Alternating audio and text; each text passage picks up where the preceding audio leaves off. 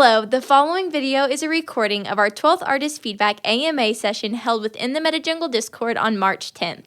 This session was hosted by talented photographers Mike Schmidt and Dan Hawk. In this session, they reviewed and gave feedback on 13 different collections.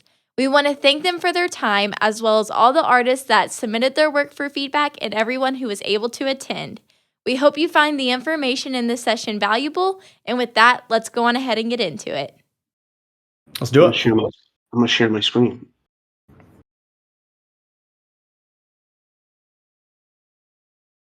Going live. You guys should be able to see me now. And so we could start off on soil and women, and this is by Ufuk Turpcan. I think that's how you say it.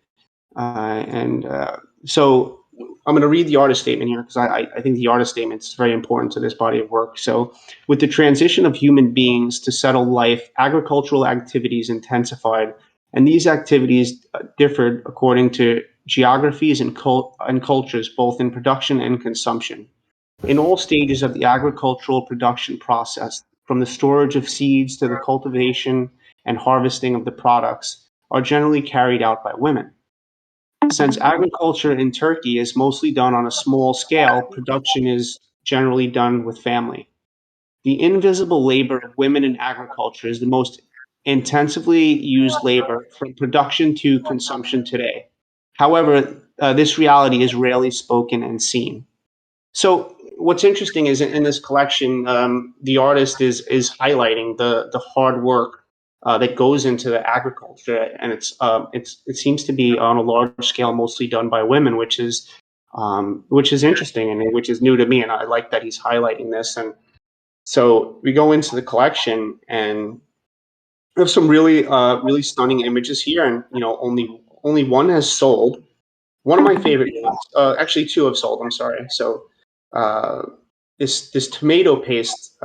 This tomato paste and my mother image I thought was just really fantastic and one of my favorites. It reminded me of kind of like my neighborhood in Brooklyn. It's very Italian, and like mothers usually make like a sauce on Sundays, and to see it in this degree of hard work is just to see it on another level. And I love the bird's eye view perspective, looking down at this abstract scene. I think this is really well done. I think in documentary photography, it's a good idea to have multiple perspectives to really tell your story. If you ever watched a documentary, featured films, or just major motion pictures, there's a lot of different perspectives and camera angles that go on. And I study a lot of movies when I'm looking at creating dimension in my photographs, and I think this artist does a really, really good job at depicting, different angles, and really good at storytelling, like red pepper and woman here. Absolutely beautiful image with the blues that are just holding the peppers, and it's matching her color, her coming out of this door of this brick home that's looked like it's just held up by brick and some wood, and it seems it's very like ancient in some regards. And she's coming out here, and she's got all of her peppers hung, and they just look perfect. They look perfectly done. You can tell that these people take like serious pride in what they do. So I had a lot of these favorited here, and I'd love to hear what you think about the series, Dan.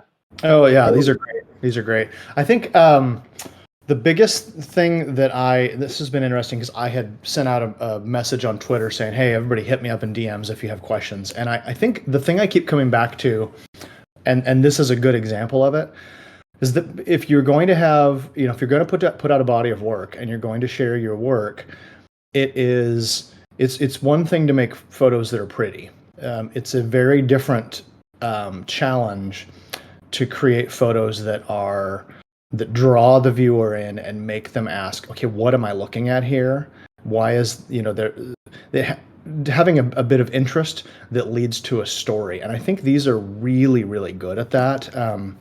If I'm looking through here, you mentioned the tomato paste on my mother one is already sold. It's really beautiful. I think the one next to it in the series, Tarhana and Woman's, I really, really like this one a lot.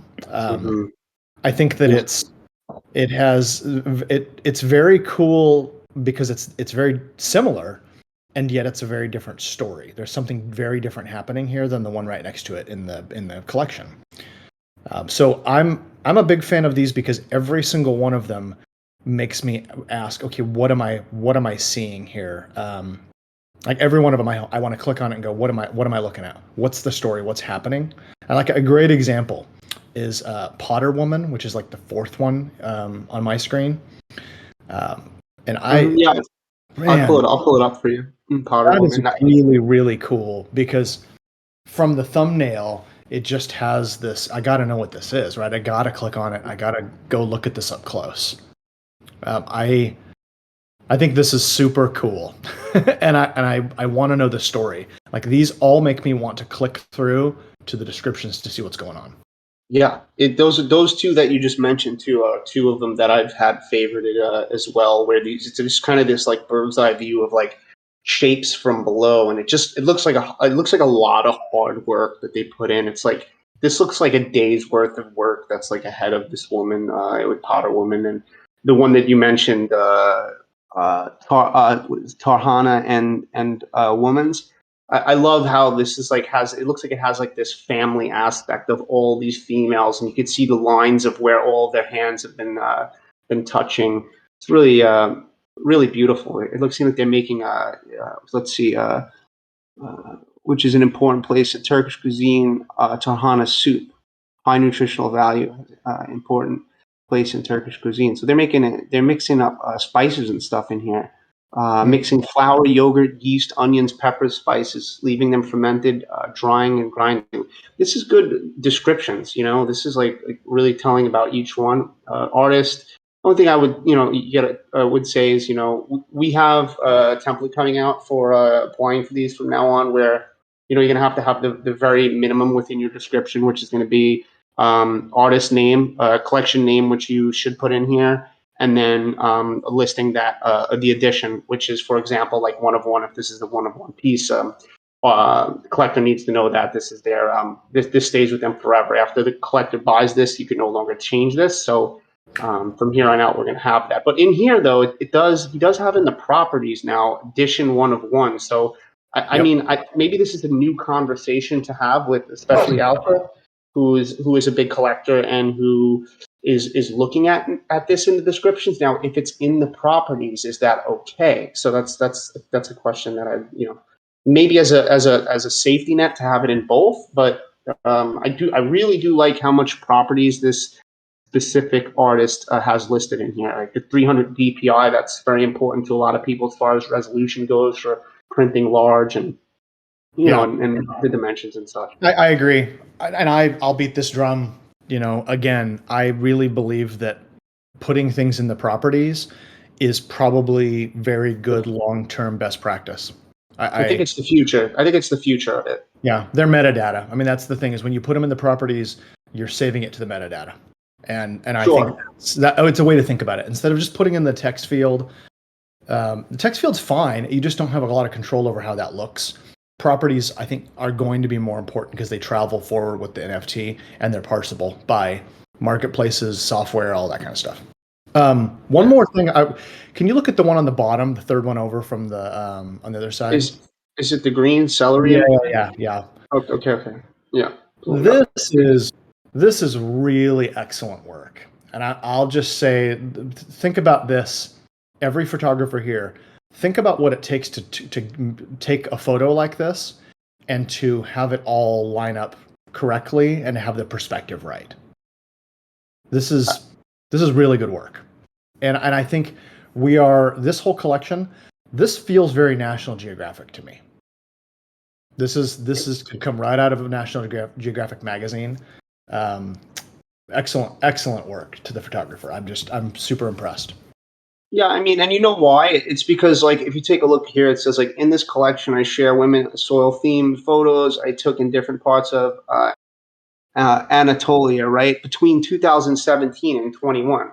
So that's 4 years worth of work to to get 12 images. And that makes sense to me when every image hits, when you have multiple perspectives, when you've figured out how to tell the story of that place because you've visited for 4 years, when you've developed a relationship with those human beings from that place to allow you to get the access to do this. Yeah. So there's a clear difference between seeing a body of work that someone's worked on for years versus someone who went to a place one time and took some photos and then put it in a collection, where it's much harder to see a full story and a full diverse range of perspectives and storytelling. So kudos to this artist. They've only sold, well, they sold two. And then let's see what the questions they had were. Pricing. I think the pricing is good. Everything's at 0.2. I think it's more than fair. Number of photos, I think is great. I don't think anything needs to be pulled here. I think they're all great. Right.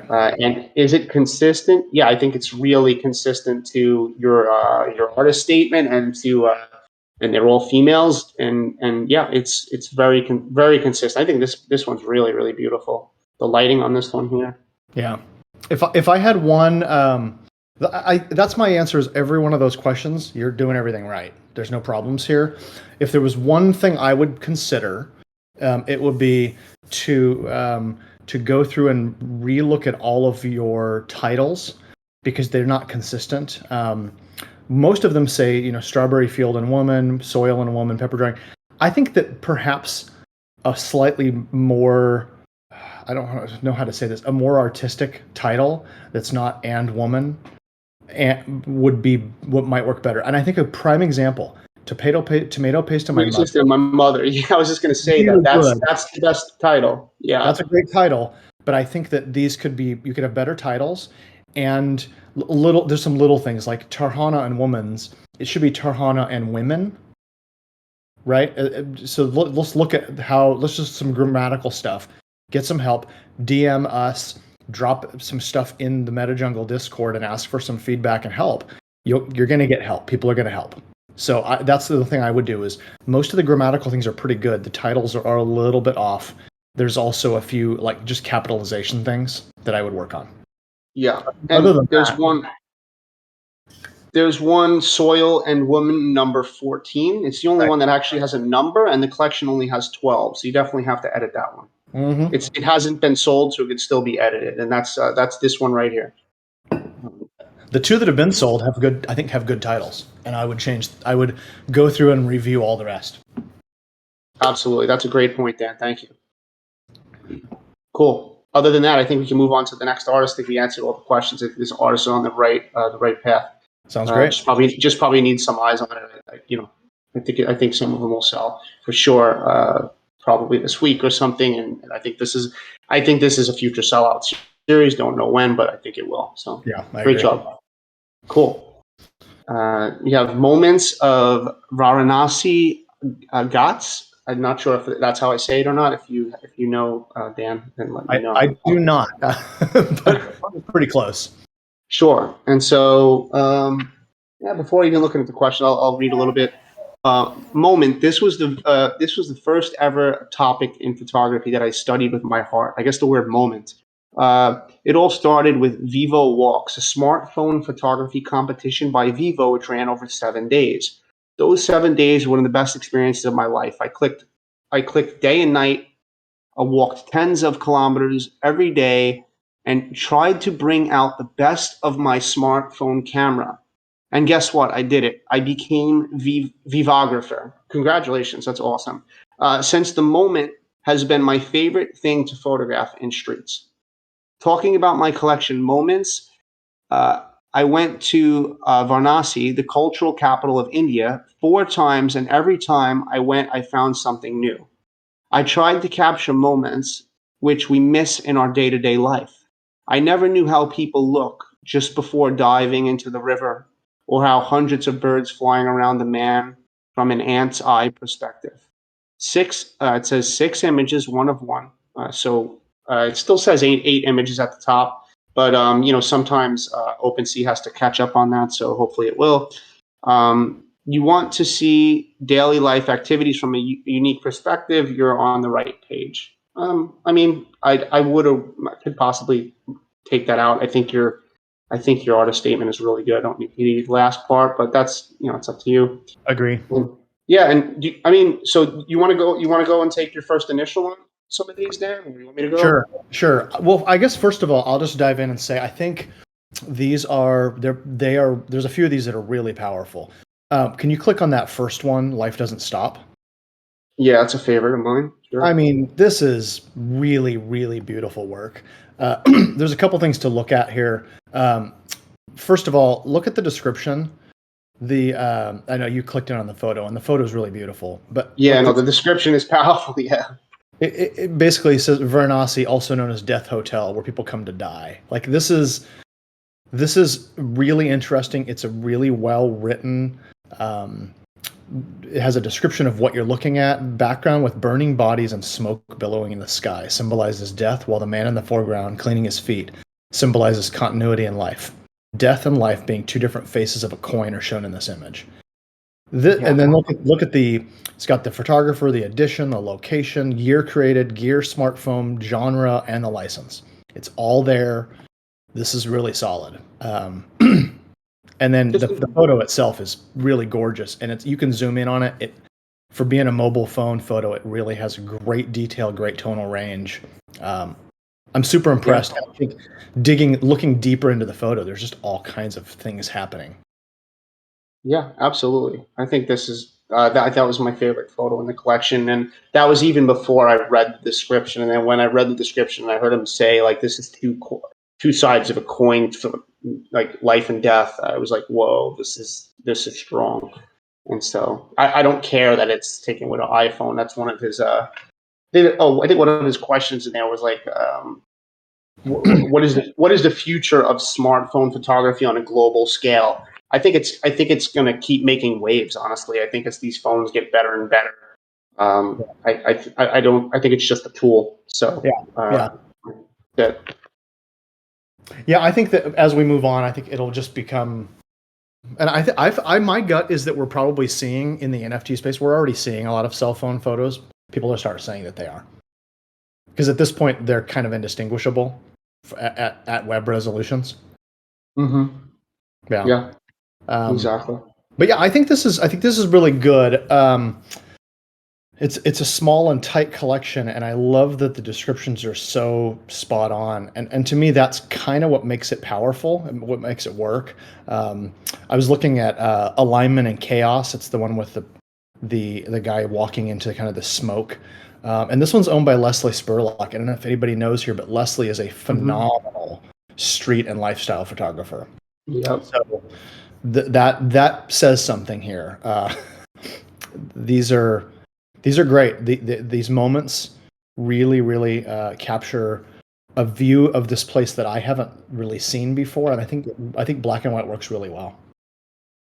Yeah, absolutely. I agree. I also really love this one when time freezes, Mm-hmm. and I love how you can see the movement in this guy's dive, and you can see just the reflection of his hands. Sometimes full reflections for me take away from an image, but sometimes just a partial reflection adds a lot. And I really love that partial reflection. I love that this guy's in perfect focus, and he's like washing himself off in soap suds. And it looks like there's soap suds on the guy that's diving, but since he's blurry, it's kind of like streaked in an abstract way. It looks really cool. Yeah. So that's an image that stood out to me as well.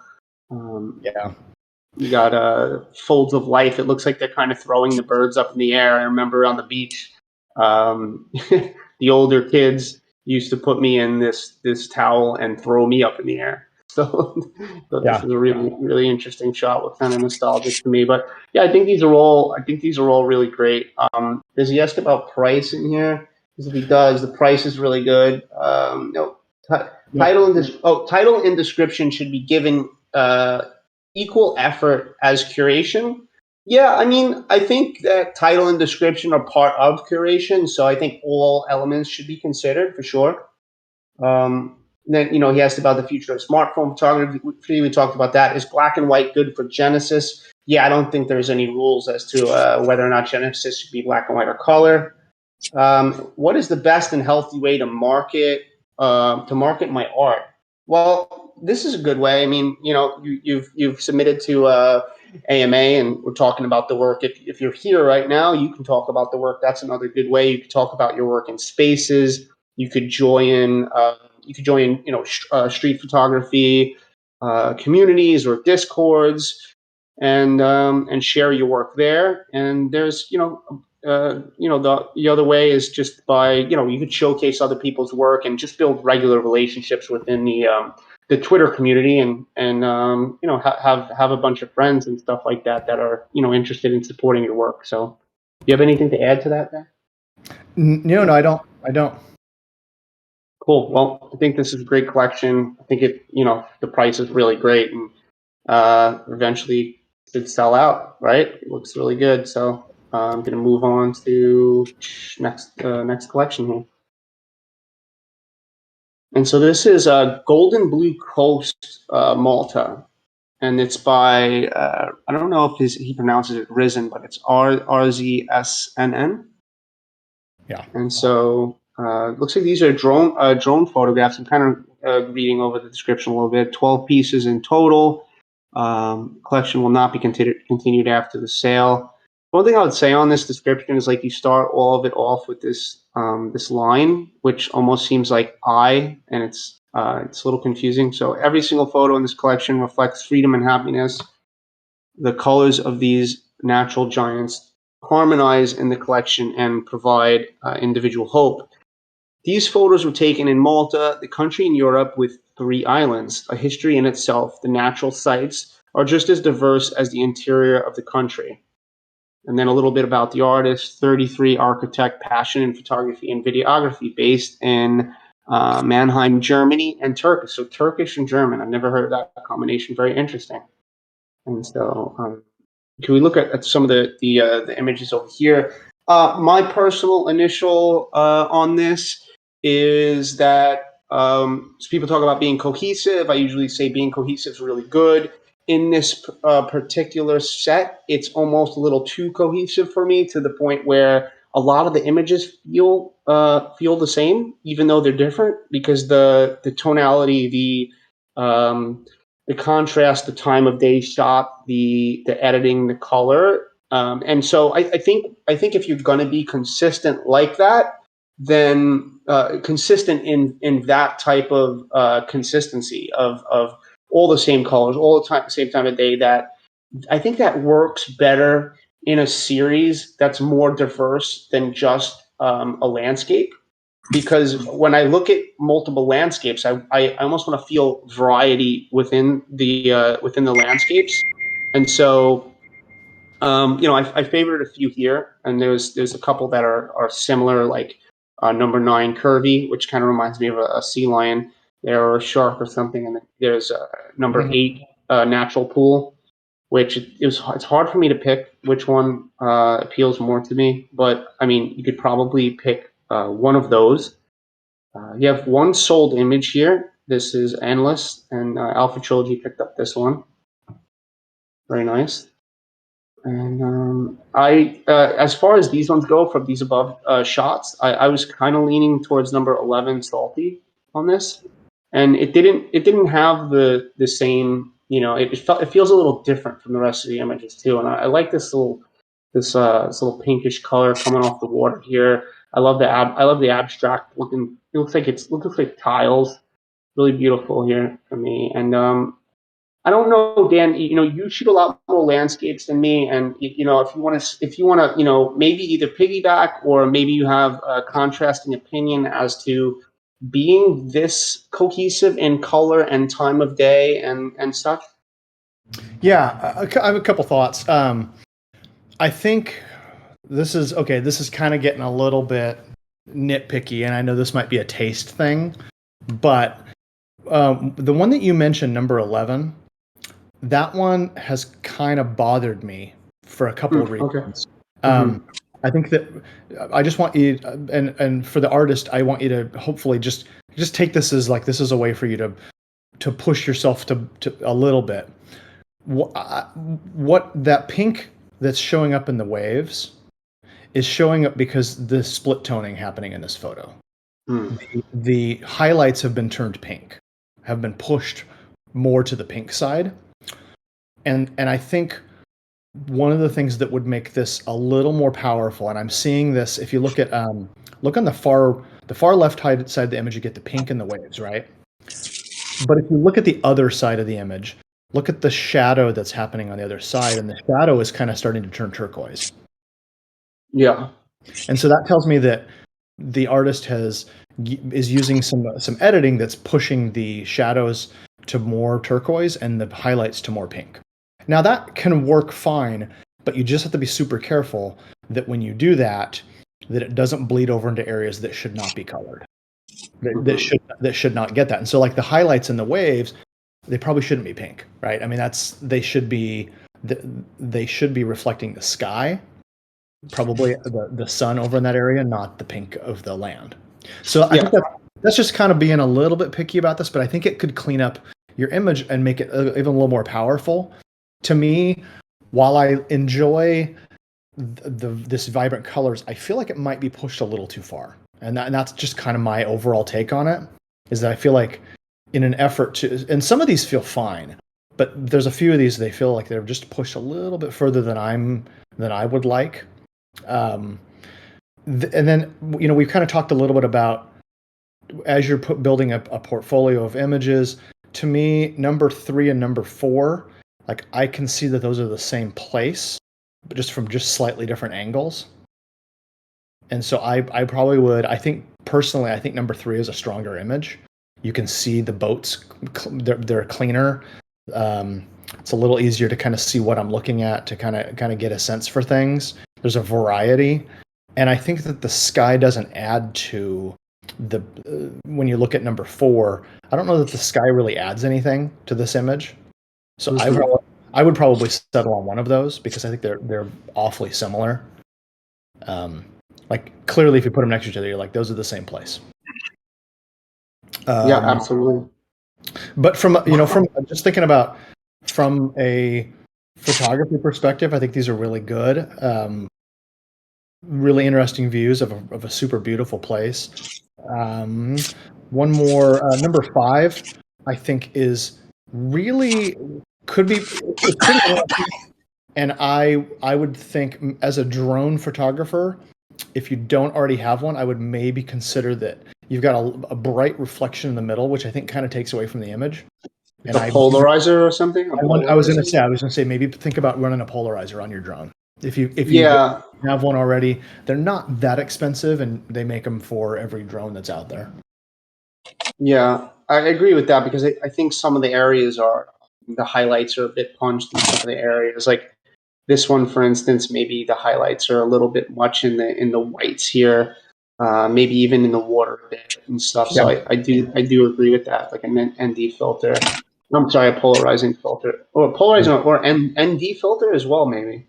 Yeah, they actually make so Polar Pro makes 2-in-1s that snap on your drone. That's a polarizer and an ND at the same time, which is kind of cool. But I guess I don't want to be too picky or too critical here. I think these are actually really beautiful images, and I'm impressed with what you've put together here. I like the consistency. From my eye, I would pull back a little bit on the split toning, because I think that I think this area is really beautiful, and maybe a way to think about it is that maybe the pinks is where you could pull back a little bit, but I think that the blue turquoise color, like that's kind of how it really looks. So for what it's worth, and that's an artistic decision, you might fully disagree with me, and that's okay. Yeah, I mean, I agree that I feel some of them that that I felt like they were pushed a little bit, like to the max, where he could pull back on some of these, and I think the images could actually be more powerful pulled back. Well, and look at number 7, the one that Alpha bought, because I think, I mean, I looked because I was like, oh no, did I just throw Alpha's collection under the bus here? But this one's done really well. Notice how look at the sky, the color of the sky. That looks real. It doesn't look fake. Yeah. And the wispy clouds, they don't have too much of a pink vibe to them. And I think that the land looks really, it still looks vibrant. It still looks really rich. I love the shadow or the how you can see the land through the water. It's like kind of glowing under there. I think it's really beautiful. To me, this is a great example of one that you got it right. This is really. I agree, and there's a lot of layers in this image too that really make it a good landscape. And so, no, I don't think we're throwing alphas under the bus. I knew that he bought one in this collection too. I mean, if anything, the artist makes some changes in this, trims a couple of them down, maybe pulls the editing down in some of them, and the collection does better. Who knows though? One more I want to point out that I really do like. I really like number 12. And the reason why is because it doesn't have any water in it. It's just a close up of these tile rock formations. This is super cool. Yeah. Mm-hmm. And it's like a stained glass sort of mosaic sort of thing that I kind of almost, it's one of those where I have to kind of zoom in and like, what am I looking at here? Yeah, and that's what I meant about having like a bit of diversity outside of like all the turquoise that's going on. And having a few different perspectives, and maybe getting back out to this spot and shooting it some more. Yeah. During different times of the day, because it seems like they're all shot around, that noon hard contrasty light. I mean, if that's what you want, but I think you could add some dynamism to your collection if you did like some stuff during blue hours, some stuff during sunrise, sunset, and some cloudy days and stuff, and see what you can get out of those images. I mean, cloudy days aren't going to show the waters this blue, but there'll be other aspects that have more detail on a cloudy day. Probably. Yep. So, but these are good. In terms of the questions, price. Once again, beating the drum to death. I don't think price is that big of a factor, and everybody asks about it. And I think that if I can give advice to everybody, it's that your price is not going to make or break, unless you are severely out of range of what's normal for NFTs. Price isn't going to really play much factor in whether people buy or not.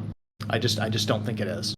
0.25 is a good price. It's fair to you. It's a fair price for the artist.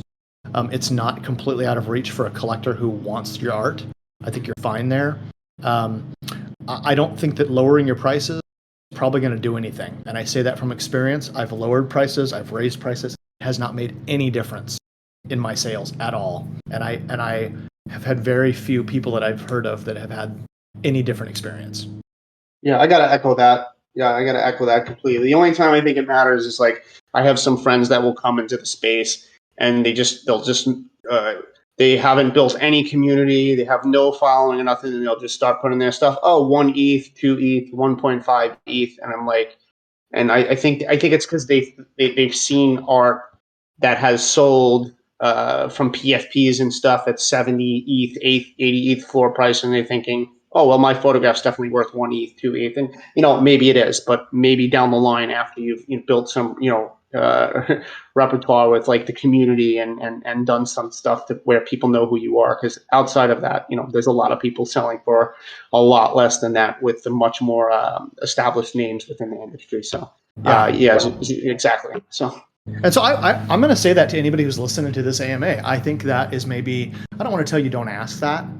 What I'm going to say is, I don't know that we're going to give you any additional feedback in this forum aside from what we've already said. So your collection is not unique enough. Like everybody asks that question.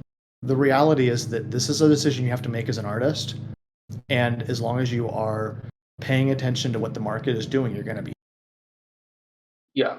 And so another question is it unfair to the collector to lower the price after the sales? So the only collector in here was Alpha on number 7. I mean, I would contact him. That's what I would do. Like I would contact him and say, my work hasn't moved, and so I was thinking about lowering the prices on some of these, and it could potentially be better if lowering the prices makes these sell for the original collector or not. I agree. I tend to agree more with Dan that I don't know that lowering the price is going to do that. So yeah, but I always think it's a good measure to contact a collector if you're going to make any changes to your collection. So Yeah, I agree. yeah, Also, yeah, I'm gonna yeah. apologize. I'll Hey, make that Mark. real easy. Oh, go ahead. Yeah. I'll make that real easy. Yeah, it's fine with me. Yeah, so if the artist wants to drop the price, it doesn't bother me a bit. I just want to. I want them to do whatever that they feel comfortable with selling the collection. I think that's great. That's great because what happens, I think, is when things get sold, ETH might be in a really different place now. You might have changed as an artist. You might have other work out there, and so it's okay to think about these things. It's just that I think people lean so hard into this idea that their pricing is what's causing it to sell or not sell, and I think that is a flawed path to go down. Mm-hmm.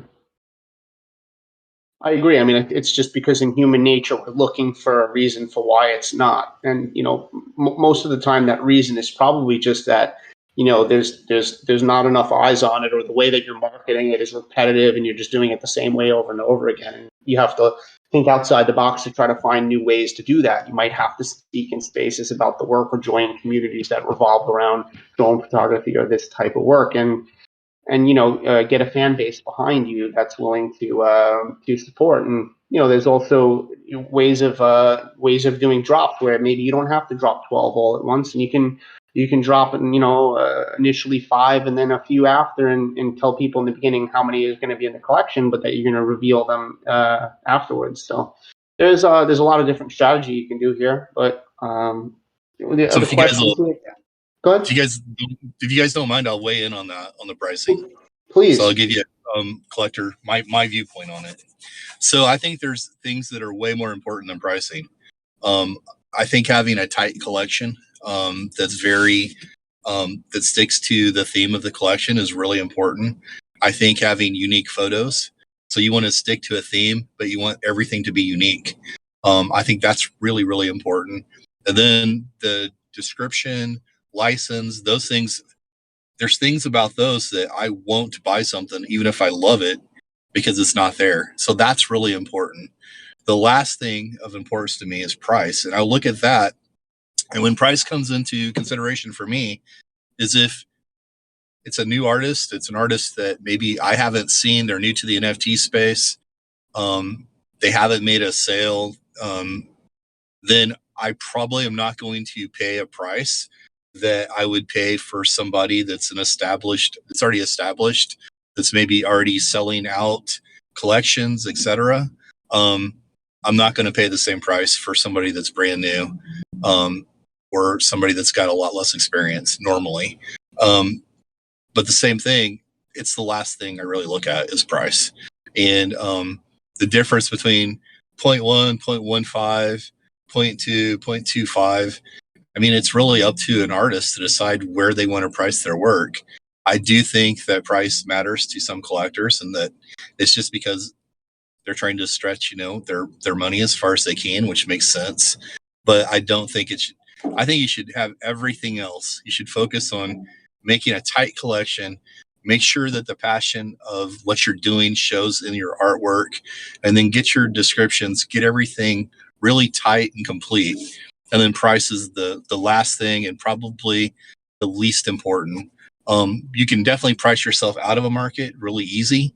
So if you price yourself above all your peers and you have less experience and you have, you're lesser known, you're probably not going to be successful at that price point.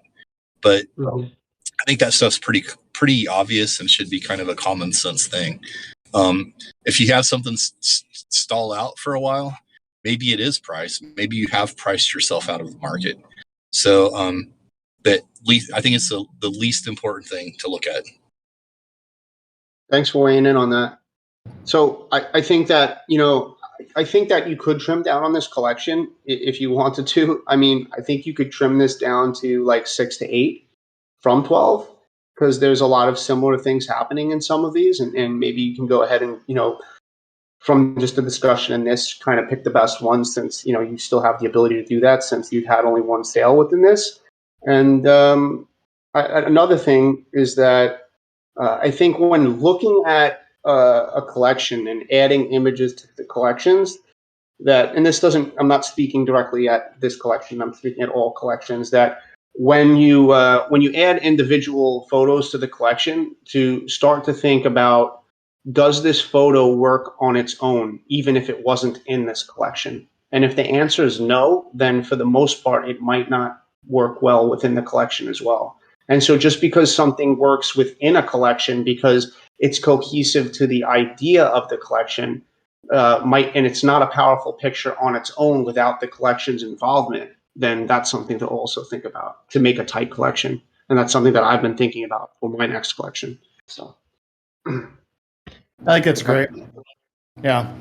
Also, I apologize in advance. There's a lawnmower happening right outside of my window. So it's okay if that takes over if you guys all of a sudden get blared out by that, I apologize. It's not bad right now. You're good. Cool. Hey, I wanted to ask one quick question. Alpha, if you're still here, this is just helpful. Do you mind talking about why you would want to pay a little bit less for a brand new artist versus somebody who's established? Like, I know that it seems like it should be common sense, but I'm curious if you don't mind sharing that, if that would be something you could share. Well, there's a risk factor, I think, for most collectors. So when you go in and you're buying something, you're showing, your support of that person's art. But you don't know what that person's going to do. I don't know if they're going to be here 30 days from now. I don't know if they're going to abandon their collection and they're going to fall off the face of the earth. So when I buy something, I'm basically giving them an endorsement and saying, yeah, I think they're going to be here. I think they're here for the long run. And I love what they're doing. The more time somebody's got in the space, the more I think you can have trust in that person and their commitment to the space. That's the main view that I have for pricing. It's just literally a risk reward scenario, because you have somebody, they come in, they're new. People fall out all the time. I've had it happen where I've bought stuff from somebody and then that person literally just disappears and they abandon their collection, and it's not going to sell out. It's probably not going to ever have a lot of demand. So I think that it's natural because of that the pricing would be less. And as a person starts building collectors, starts establishing themselves, starts actually building demand for their work within the space, that their price would go up. And then I naturally feel like I should be paying more for it. That's a great answer. I mean, I didn't know what you were going to say. So to anybody listening, that was not scripted. I was just curious from a collector's perspective, why? And I think it's just fair. It's great for artists to hear that and to know that it is based on your consistency, your longevity. If you've been around for a while, you're a known quantity. And it's not different from any other industry. Like, I'm a commercial photographer and I don't get to charge as much as people who are super well known and have deep portfolios of work with well-known clients. But as I become more well-known, I'm able to command a higher price. And that's that works kind of in most creative fields. So thanks for kind of reinforcing what I was already kind of thinking. I think that's, when you talk about pricing, that's the stuff to lean into. Is hey, if you're new, maybe start it a little lower until people know who you are.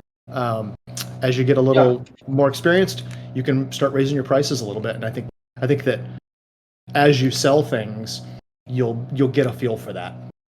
So anyway, and I mean, we spent so much time on this. That's true. Yeah, I just wanted to echo that as a smaller collector as well. I'm not looking at just like buying pretty photographs, but who the individual is. Like I'm betting on the longevity and what they've added to the space, and do I believe that they're going to be here for the long run. So I'll echo just that part as a small collector. So for me, price does mean something. I don't necessarily have as much to spend. So yeah, it's going to be dependent on different collectors. But I do think that, when I really do like something, I am willing to spend 0.25 or 0.3, and I have done it. So, Cool. but yeah, generally it has been with artists where I see the collection is about to sell out or something, and I feel like I really need to get it, and FOMO kicks in. So, but I think we beat the price, so we could probably move on this. Yeah. Thank you. You ready to move on to the next collection? Yeah. So the next collection is by Sachin, the Dreamy Nights, and it looks like more astrophotography here. Well, I think it's the only astrophotography we have in here for today. And so collection is all about the beauty of night skies. 5 years ago, I captured a photo of stars for my first time from my phone camera.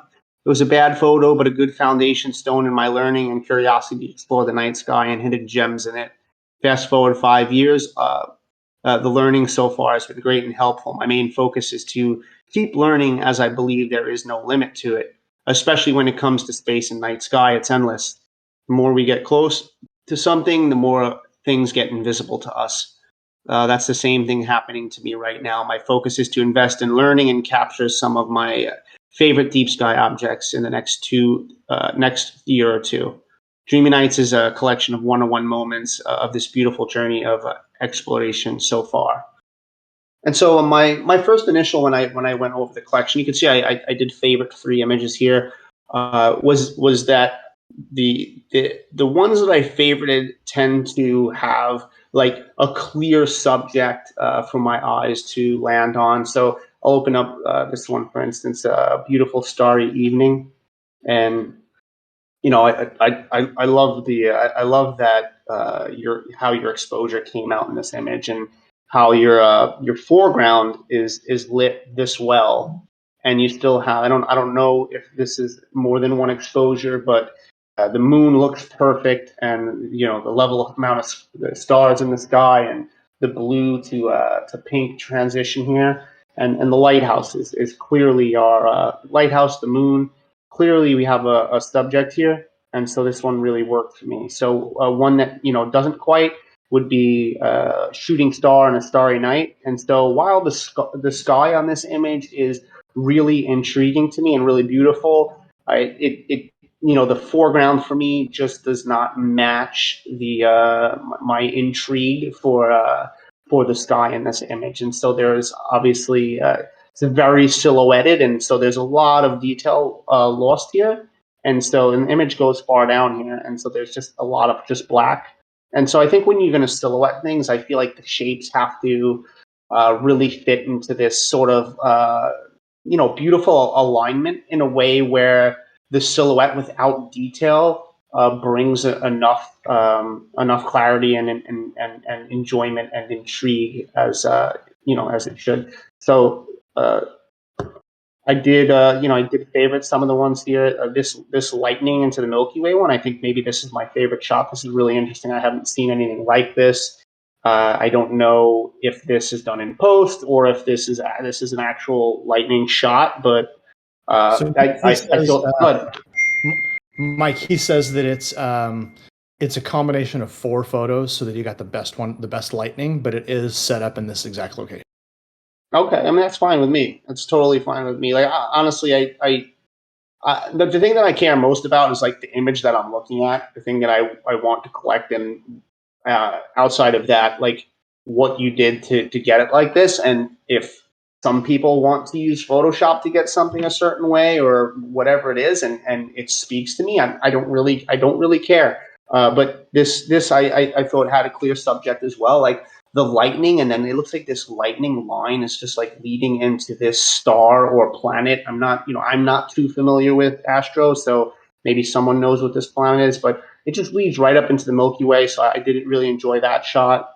And the other one with the subject for me was circled stars. You obviously have this triangular mountain geometry, and then this circular circle of stars. And so in this series, those are the ones that that generally had a subject and stood out to me. I did look at the Himalayas with the Milky Way and fireflies. This image just seems a bit too hazy and flat for me. If you look at the lower half of the image, it just seems very kind of clouded. Like it needs the blacks kind of. You need to punch the blacks a little bit, like make it more dark down here or something for my specific taste. I'm not sure how far you could go with on the editing there. Would you want to weigh in on some of this, Dan? Sure. So I think when we talk about night sky, there's a couple of things to think about. There's all kinds of technical things happening, right? It's a more technical kind of photography, and so we're wondering, like, hey, is this multiple exposures? There's some of these things that I feel like if you look at Circle of Stars, the one you just had up.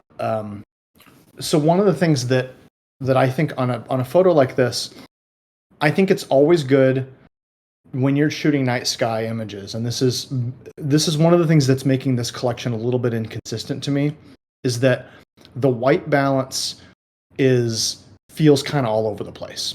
And I hope that doesn't come across as too critical, or I'm not saying your photography is bad. What I'm saying is, when I look at this photo, to me this is very cool. You've got a very cool white balance on this one, and the mountain is just too bright.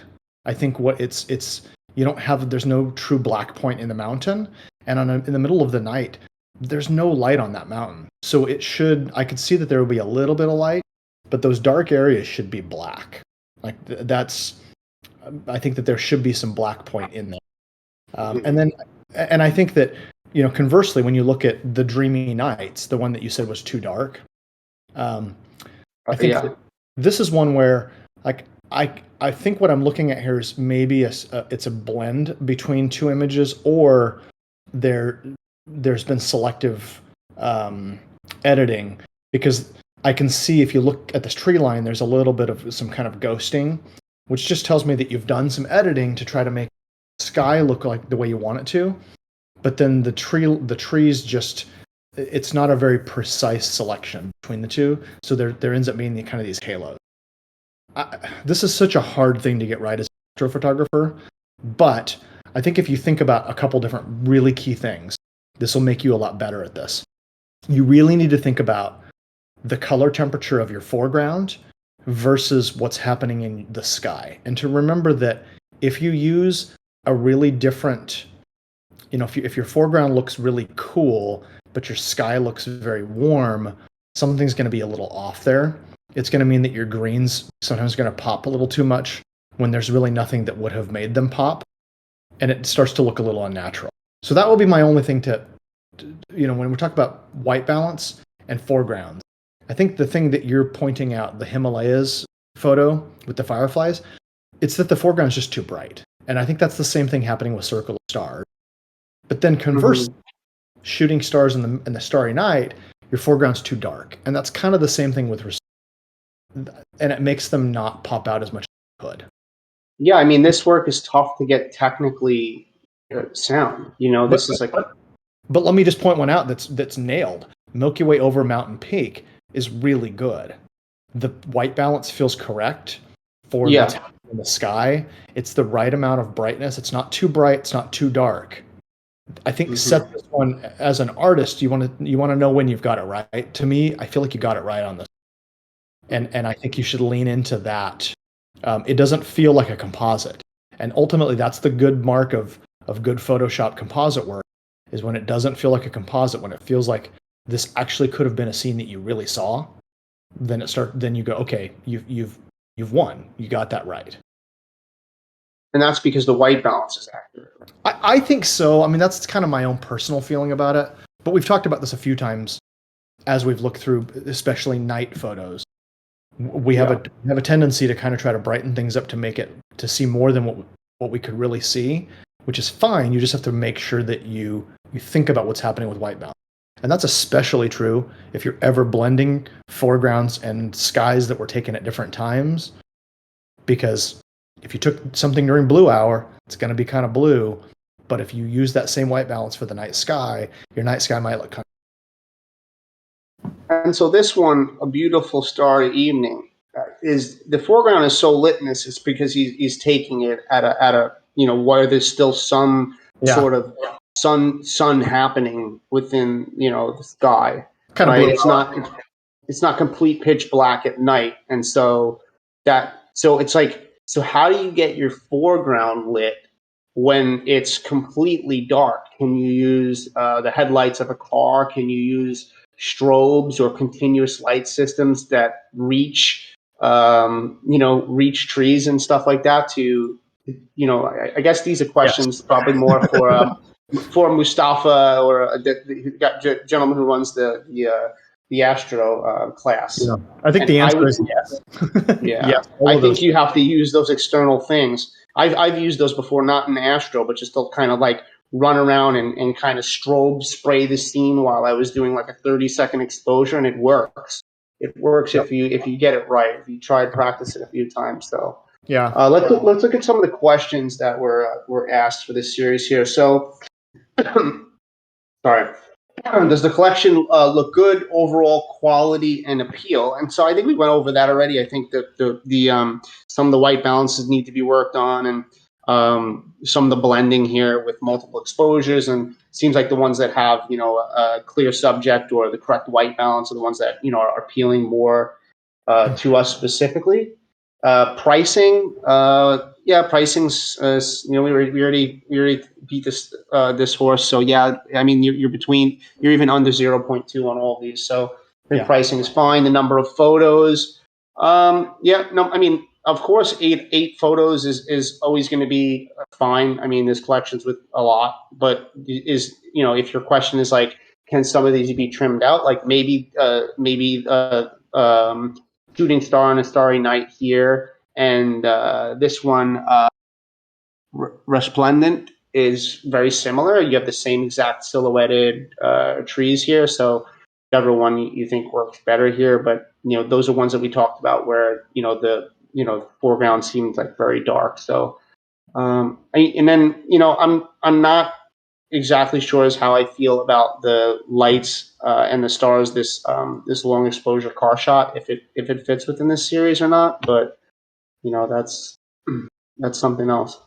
But I would focus more on getting some more of the ones like lightning in the Milky Way in the over mountain peak, like Dan said, with those that color temperature. And the ones, circle of stars, but you have some color temperature issues, but where we have some subject that, our eye goes to, and we understand what the full subject is on these. Yeah, I agree. Yeah, and then any other general feedback or suggestion? No, just, I think just what we provided. How are the descriptions? So you got title, artist, edition, location, size. All right, you guys got great licensing. All right, so your descriptions are on point. And so so you're good there. I think the feedback that we gave is enough for you to take the next step in becoming the next best Astro or Dreamy Night Sky photographer. So I definitely would touch base with the workshops that do a lot on here on MetaJungle with I think Mustafa. Agreed. And so perfect, cool.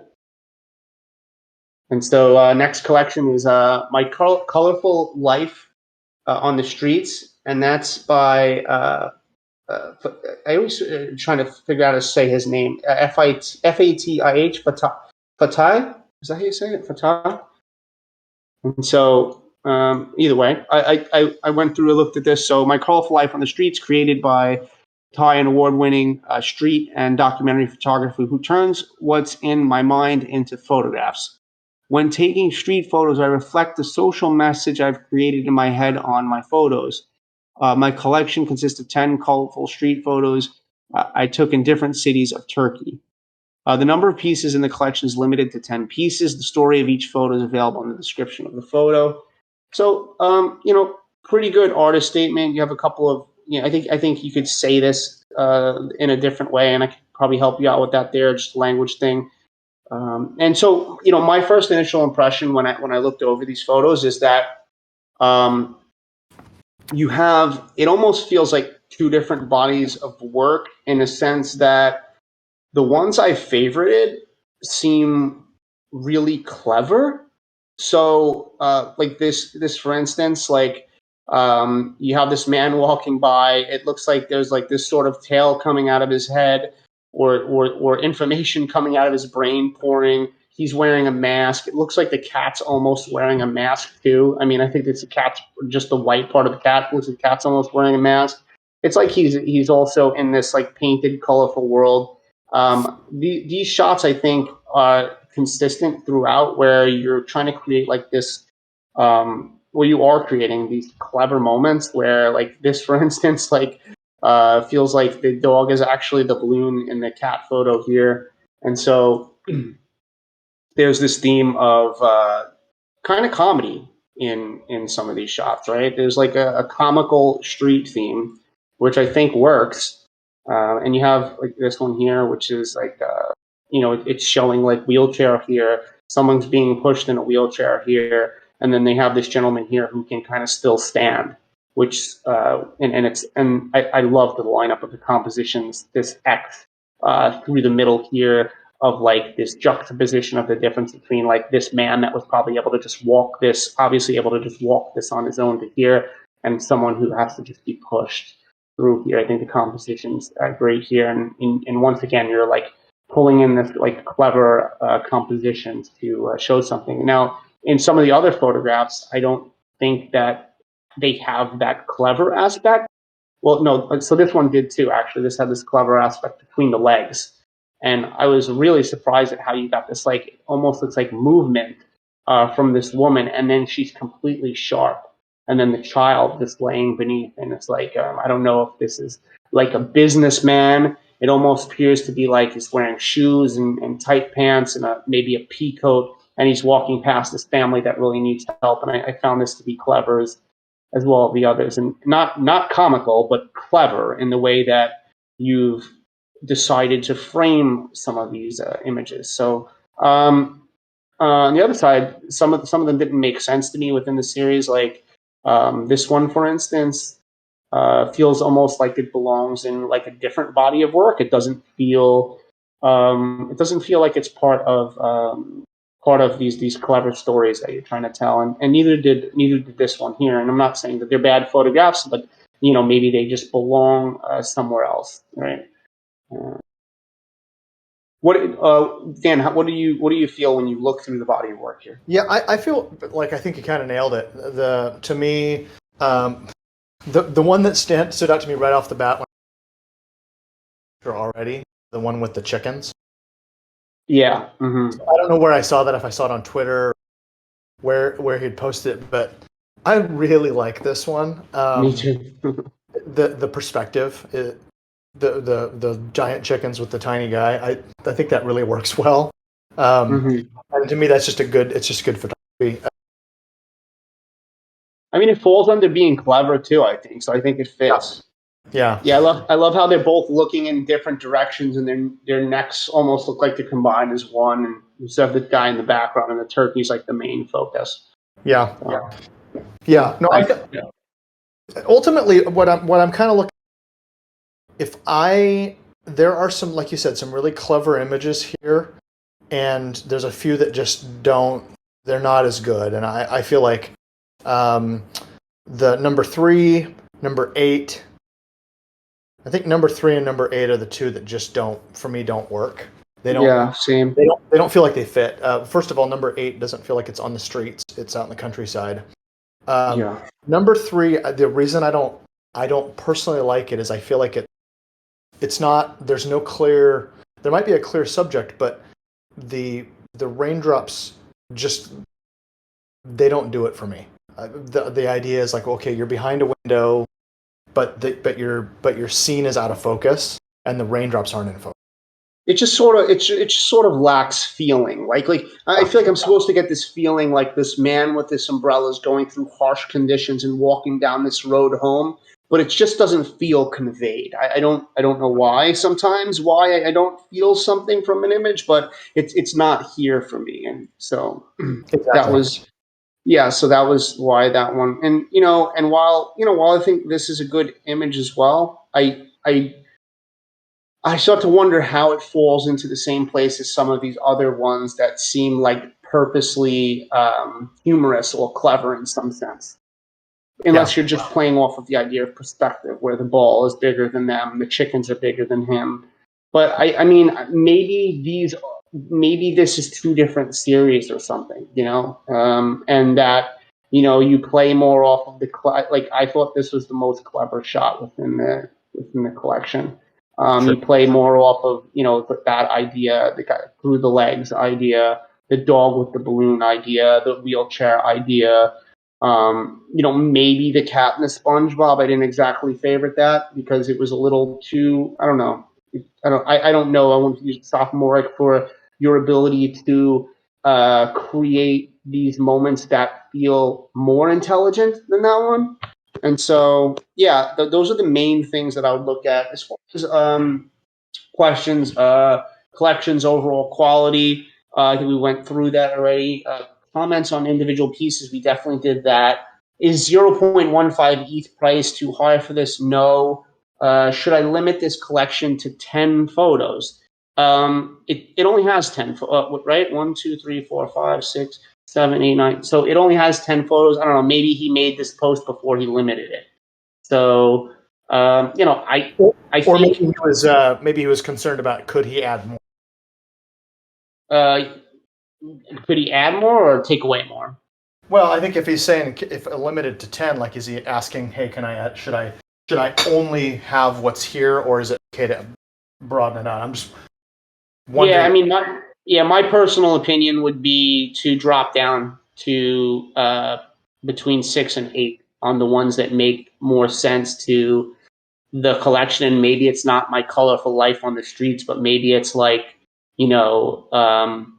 uncanny moments in the streets or something like that. And they're like these uncanny moments. And then you have another series after that that's about something different. But I think this together doesn't fully work as telling the story, unless you were to just do the ones that I kind of hearted here that me and Dan talked about. So yeah, I would look at that there. And so yeah, that's really all I have for the collection. I think you got some great images here that take a lot of time to capture, or to be able to have the ability to see some really intelligent ways of seeing. So that would be my feedback.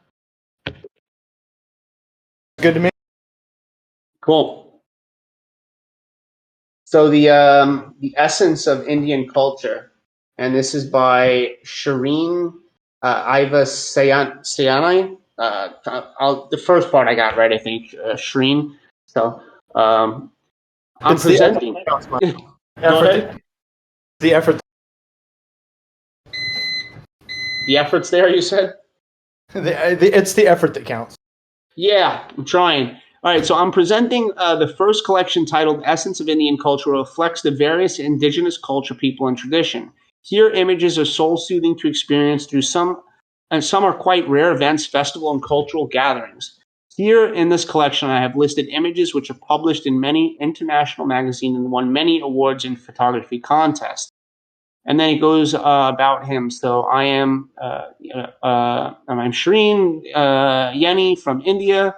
I'm an engineer by profession. My photography journey began in 2015. I'm self-taught travel photographer. My passion for photography compels to make frequent travels in search of interesting topics of beautiful places. Most of the photographs are based in street life, portraits, culture. Then he goes on to talk about published in National Geographic Traveler, Lonely Planet, etc. So many different publications and such. While I agree with putting your publications, stuff like that, and down and awards and stuff, that I think that maybe that all belongs in one little spot at the bottom of the artist statement, and that the beginning of the artist statement should really be about how it makes you feel to take photographs, why you take photographs, why you've chosen this specific subject, what it means to you, and the culture based around that subject. So I mean, we can dive in and take a look at some of the pictures here. So right off the bat, it looks to me like maybe this is 3 different events that go on in India. And so, I favorited a few here. And he has his prices ranging from 0.12 through 0.18. So when I see that, usually it makes me think that, you value some higher than the others. One of his questions on there, I believe, was about some of them are award winning, so you want to place them higher in price. And so I guess that's understandable. And so, so some of the shots in here I found really interesting. The first one that you actually put at 0.12, I thought this was a really interesting shot. I haven't ever seen anything like this, and it looks like they're like pouring white powder down onto the statue. And I kind of love that it looks like it's under construction. It's a really sort of strange image that I'm kind of drawn to there. As far as some of these ones here go, like this one, for instance, I don't find to be as powerful as some of the other ones within the set, although it's a good image. It definitely is. I think you have some other ones. Like I think this one, if I was going to put those two, I would probably put this one in there. I think you really nailed the shutter speed on this one with his still face and all of this yellow moving in this clockwise direction and everyone around admiring the beauty of it. As far some of the images are close to the same type, like the two I pointed out here. Like I might lose this one and keep this one, and then you have two images here at night with the candles. And while I actually like both of them, I might lose this one for this one, just because I think that your perspective on this was just a more I think you took a how do I say it? You pushed the boundaries on your approach. It was a more daring composition. I think it works well. Although I do like this image as well. I do. There's something about his face and his hand lighting down the candles. So maybe keep both of these. They are really nice. The below two things on the bottom that kind of bother me here. Two images of the feet. You have this last one here with the yellow, and you have this one here. This one did sell, the yellow feet here. And, understanding why, like the colors are really beautiful. Like there's this kid in the yellow and he's handing something off to the woman. And, the details are really nice. The colors are really nice too. I wasn't sure between that one and this foot one because I do really like both of them. There's something about this, like almost looks like rain coming down on this, and his arm's wet and he's going to like, to leave something here, and I love the orange coming out of the sides here. So, but this one sold, so like I don't know, you might have to lose that one. I don't know, just because they're so similar of foot images.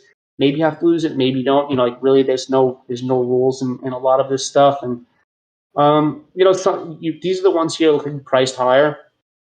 While I do like these images, I feel like maybe you pushed shadows a little bit too much. Like I personally like a little more of a contrasty, like more realistic image. And I think if you either brought down the black some or like brought back some of your shadows, because it just seems like you've punched this image to the point where it's for my taste at least. This one works a little better for me. It feels like there's there's more dimension in this, and I think some of it has to do with the fact that you didn't over punch pulling up your shadows, even though you could possibly pull down the shadows even a little more here and maybe get like a stronger contrast. But I love that this looks like a statue, but I think it's a real man being held up, and it looks like a statue because he's gold and he's just his posture is still perfect in holding this. What do you think about the collection, Dan? Yeah, so I think this is really interesting. I agree with a lot of what you said. The 2 feet images kind of bother me, that they're both there. I also feel like the two bottom, that have the same title, Polki Festival. Yeah, very blue. Yeah. I just don't think that you should have both of those in the collection, and I think the one on the right is clearly better. Yeah, this one. Mm-hmm. And it's for all the stuff you mentioned. It's way more dynamic in terms of stuff in the foreground versus stuff in the background, and the other one just feels not as interesting to me. I like that I don't quite know what's happening, and I think it works for that reason. one of the things that I think when I was noticing one thing, I'm gonna pull this up myself. I want to look at. So when I'm looking at the collection and I look through here, I think that it's good to consider. So the title is Essence of Indian Culture, and I wonder if that's maybe a little bit too broad, and that I wonder if it might make sense to kind of zero in a little more on what we're talking about here. Because if I were thinking the essence of the culture, I would think that would be more everyday life. That's kind of would be my take on this. I kind of want it to be leaning more into what are these, to maybe say, like, because the entire thing, these are all festival. These are pictures of festivals and celebrations, not necessarily the kind of everyday culture. And I think if you define that a little more in your description, I think that might be helpful. And maybe even think about, is the title right for this collection? Because I think, and I'll just tell you, like, as we've been not curating, but as we've been selecting collections to review here, there's been a lot of submissions from different artists of Indian festivals in and around India and different cultures that are similar. What I struggle with is for when I see a collection and go, okay, oh, this is another collection of, and I'm not saying this is my take on this. I'm saying every time I see one, it has to grab my attention beyond other photographic collections of Indian festivals and celebrations. And I think that that's the challenge if you're going to photograph this. What is your angle? What is your thing that you're leaning into that's different from what other photographers are doing already? Really great point. Like the Thiam or Thiam dance.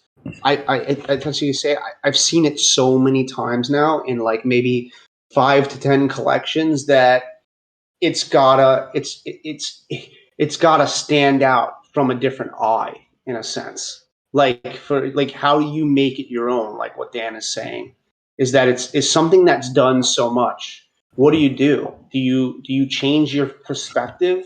Do you go ant's eye view? Do you go bird's eye view? Do you take documentary photographs of them getting dressed before the festival? I think that's a great idea. Speak to them before the festival. Photograph them outside of the costume going into the costume if that's possible. Photograph the aftermath of the festival. There's a lot of different ways to go about this. And so I think Dan hit a really good point there about thinking about how others have photographed this and how you're going to go in there and you're going to show the world, because you're unique, a different eye and perspective on it. And not to say that you haven't done that in some of these, but I just wanted to go off of Dan's point there. Well, and to lean into that a little bit more, the one image that's the super wide angle with all the scaffolding around the statue. Yeah, that is super cool. I've never seen anything like that before. I know, and he priced it the lowest, but it's actually it's my favorite between that shot and this shot.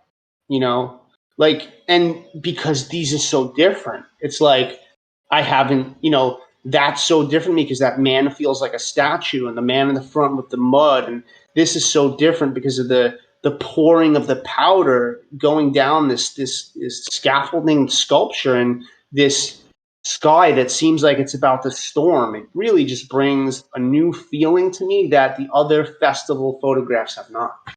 Right. And I think I've never seen a photo like that in any of the festival collections I've seen of this kind of stuff. So what I'm kind of trying to get at here is that while I think the images are really beautiful, I think that part of your marketing and you're getting this in front of people and trying to find an audience for it is really in how did you package it? How do you curate this? How do you communicate what it is? And you lean into the photos that are include some of the ones that are really beautiful that are maybe more common, but this This bottom one that's already sold with the yellow feet, that's super interesting. I've never seen that before. The one of the first one up in the top left-hand corner, super interesting. Never seen that before. And I think those are the kinds of images that lean into them and tell what that story is, because people haven't seen that before, and that's what will make your collection stand out when other people are shooting similar. Yeah, and this shot too. That's great. And this is not just about Indian cultural festivals, religious festivals. This is true if you're shooting Milky Way. It's true if you're shooting street photography in Turkey. It's true if you're, taking pictures of landscapes in the United States. If you're shooting it like everybody else, you really need to think about, does your work stand out for any reason, or does it look like something other people are making? And sometimes it's the description, sometimes it's how you package it. Yeah, and photography, when it comes down to it, is the art of observation. And so there's a way in which you observed what was going on here, which is different from anything that I've seen. And so those are the ones that stand out to me. And I've said this before, that my favorite photographs are the ones that make me ask more questions than give me answers. And I think the ones that give me answers tend to be the ones that, a lot of people are doing, which is like the dance, it's like, and it's almost like outside of this, it's like, okay, he's dancing, people are surrounding him. And so, okay, I get it. It's like, I don't want to say it's a one-liner in a sense, but it is compared to some other images where like, ooh, I really have to think about what's going on here, and like how these guys have like created this foundation of human bodies to hold this guy up to look like he is just the perfect gold statue holding up this flag. And what's happening here just makes me question a lot of things, and it just makes it more powerful for me. So, Agreed.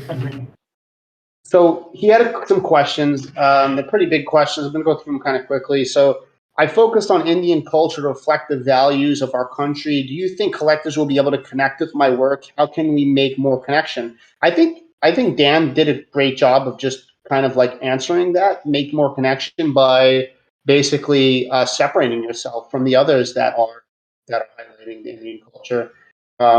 What do you think of captions added with images? Are they enough, or do you want me to modify? So I don't know. Let's look at the one we were looking at and check.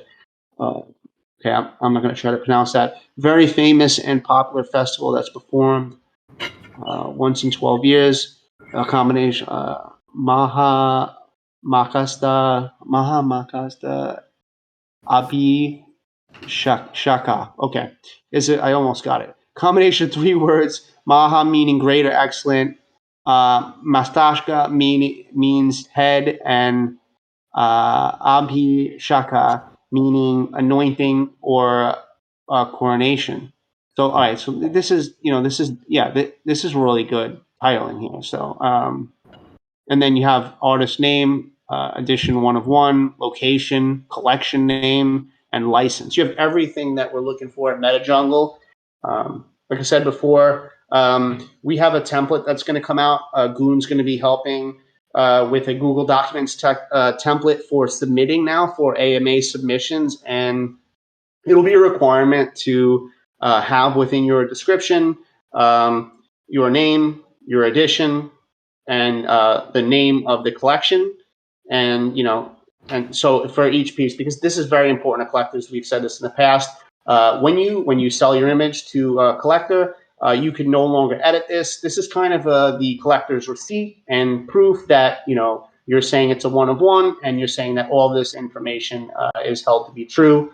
And so that will be a requirement in the future for submitting, and we'll have probably in the Google documents there at least asking 2 questions and stuff. So hopefully the AMA process from here on out will be more seamless for both us selecting it and for those submitting. So yeah, but yeah, and is there any limit to reduce the photo counts in the collection? No, there's no hard rule on a limit to reducing. If you wanted to pull some of these, and that's totally fine. And I find difficult to communicate through space and connect with others through spaces, I guess. Is there any alternative way to showcase the work? Yeah, we're showcasing it right now. You could showcase your work by having it pinned to the top of your Twitter profile. You could have your friends showcase your work, mostly by being kind and showcasing their work. And you can join communities that are involved in shooting festivals and stuff like that as well. And I know it's hard to speak in spaces, even if you don't have a language barrier. It'd be kind of nerve wracking at times. Where I had anxiety speaking in space when I first started, but the more you do it, the better you get. So we're on the 12th AMA now. So the first one was a little, I was a lot more nervous, and now I feel like this is what we do. So you got to practice. It's perfect. What are suggestions on price details? Price details, we already went over that a lot today, and prices seem fine. Some of the images are award winning. Is okay to keep different range in a single collection. I know Dan likes to keep the images to be like around the same price. I've done collections where I've had them at different prices.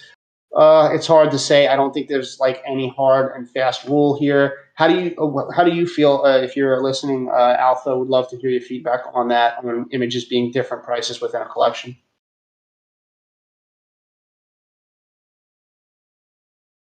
He may be getting lunch or something, so get back to that. I think it's okay. Okay. Yeah. All right. Cool. So. Sure. I think it's especially okay if you explain why. If there's no explanation for it, you might confuse others. Yeah. So I guess he's saying, if you're gonna price certain images higher than others, maybe include it in the description.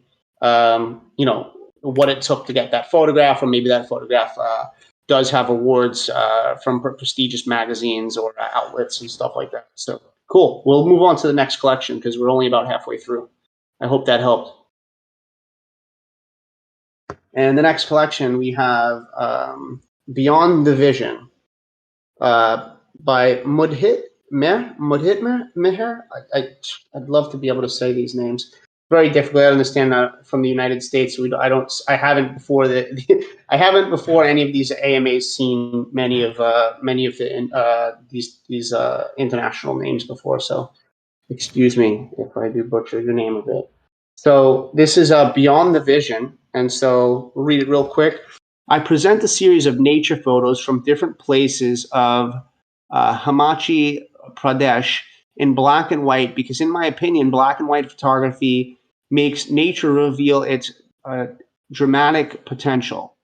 Black and white landscapes have an additional surrealistic impact, a capturing effect on me. The collection consists of 10 photographs of one edition. Note, once this Beyond the Vision collection gets half sold, which is 5 images, then I will randomly pick one collector for a free NFT from the collection. Okay. And so, when I dove into the collection here, I favored a few of these. And there's, some of these that really, really stand out. Let's look at the ones that sold first, right? So, Hailing Kovoy, gorgeous image, especially displayed in black and white. I think that these images that you're shooting work really well in black and white. Love all the birds flying by, the sun rays coming down, the dramatic clouds, the snowy top of the mountain here. Great composition. We'll take this one here. So, you could probably work on the titles a bit, like Beyond the Vision #3. If you, made a more compelling title, it might be of interest. This image is shot in this location. Title, Beyond the Vision, collection, artist. I'd separate that stuff. I know this one's sold, but I'd separate that stuff a little bit. So, like, I'd put a space between it so it's easier to read. As far as the image go, beautiful image. Looks like a boat that is it capsized? Yeah, it looks like a boat that, looks like a capsized boat that maybe took on too much water. And really beautiful, just still water, foreground leading into the boat, leading into the background. You have a lot of layers here. I think that's a very successful image. This one I thought was absolutely beautiful, and I'm like, is this real? How could this be real? I guess it's in the editing.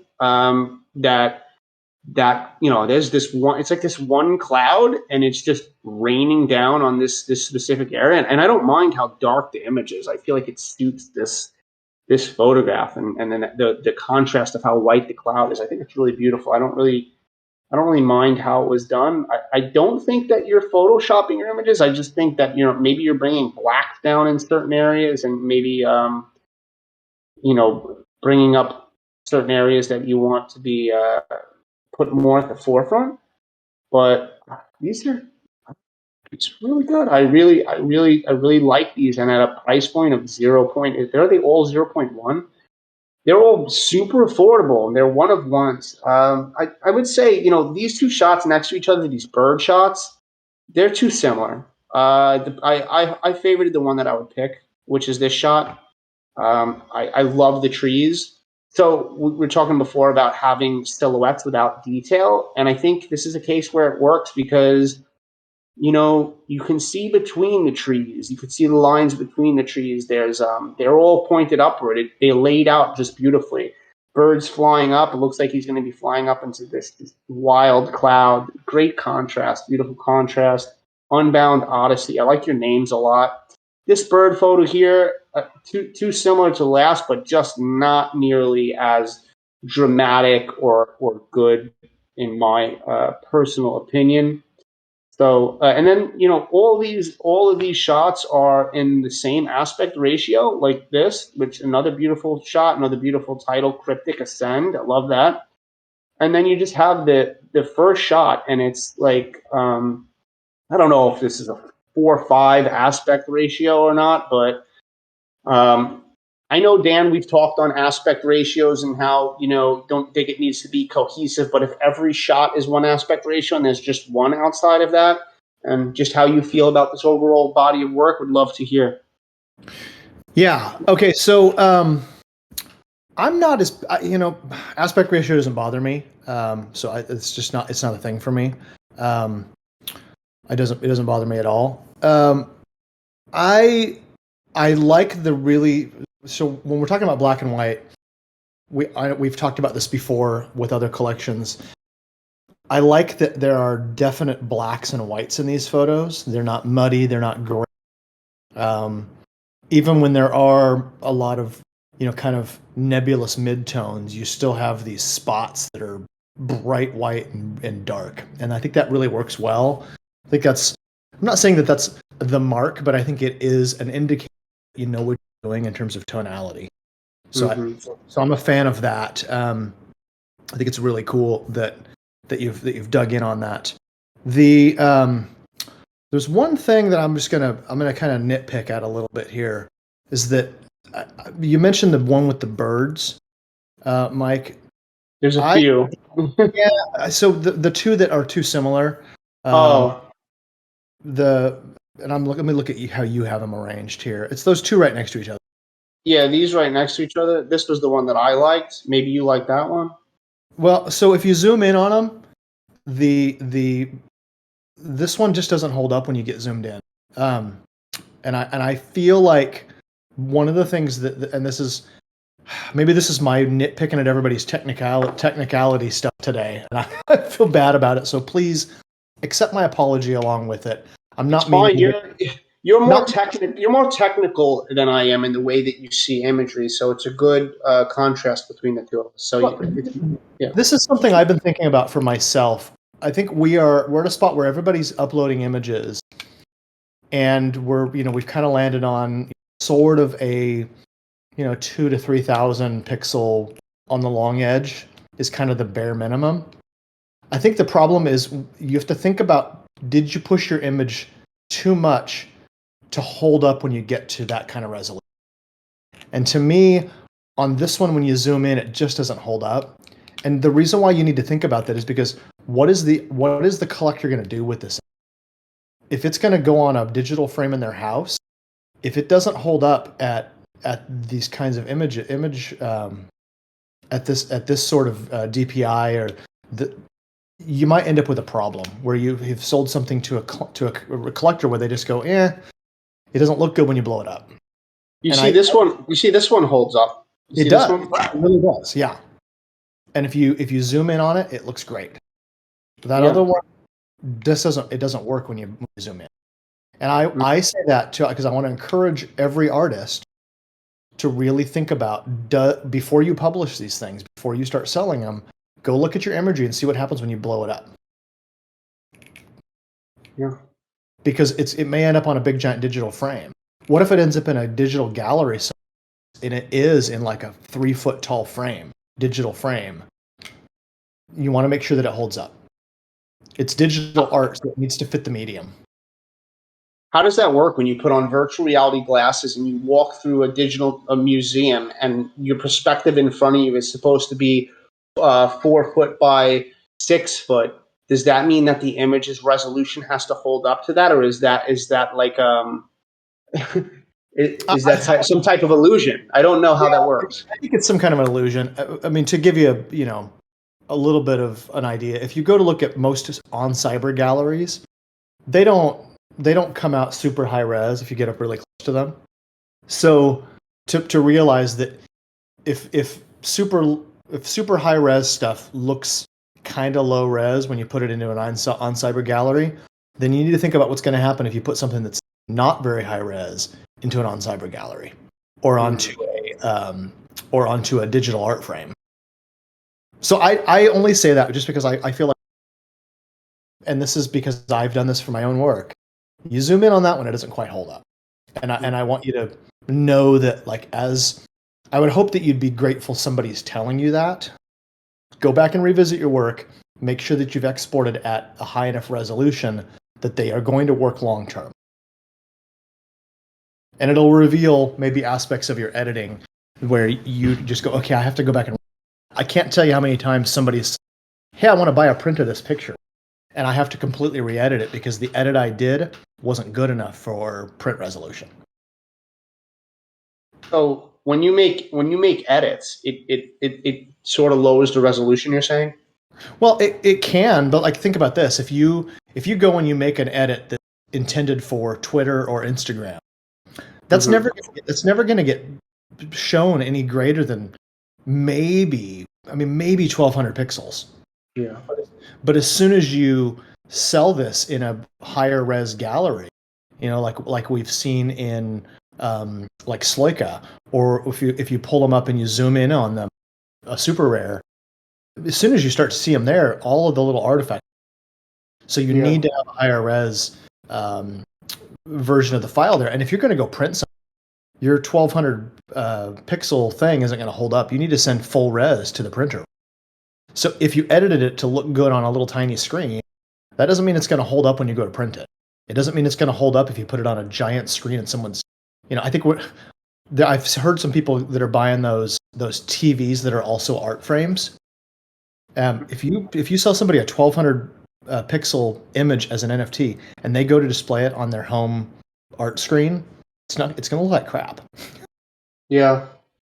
So just be aware of that. I think you need to make these kind of future proof. Yeah, for sure. And it hasn't sold, so you could still find the high resolution on that and figure that part out. But I definitely enjoy these images a lot. They have a lot of, they're very storytelling. They're very dramatic, and I love the darks and the lights, and I think he does a really good job on look that. at Layers of Dream. I really like that one too. Layers of Dream. Mm-hmm. Yeah, it's beautiful. And I'll say this because I just pulled it up and zoomed in. It looks great. Holds up. All the little details work well.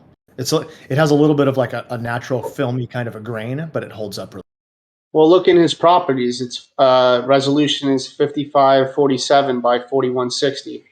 So let's compare that to the one that you were talking about. If it has properties, this one.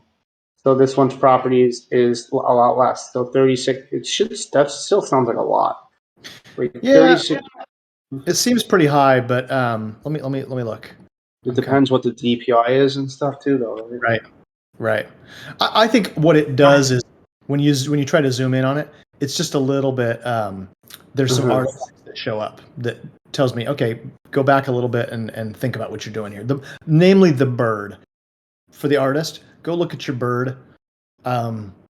It kind of looks like it might have been composited in. There's little artifacts around it. And so whether that's composited or whether it's just editing artifacts, take a closer look at that because it doesn't hold up right. And there's haloing around the tree. Yeah, there's definitely haloing around the trees for sure. That's just an editing thing though.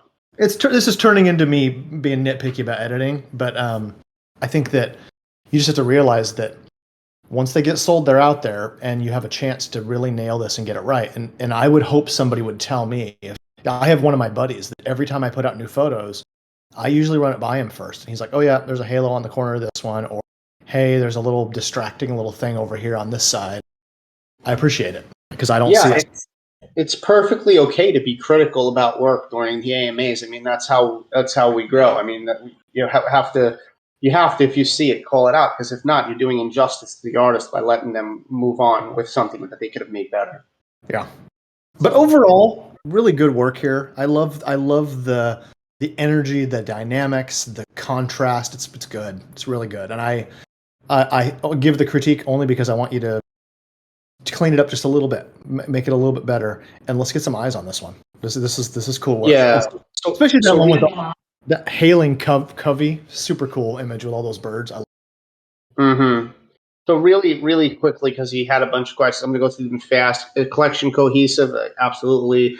Do I need a story for each photo if the meaning is already in a collection description?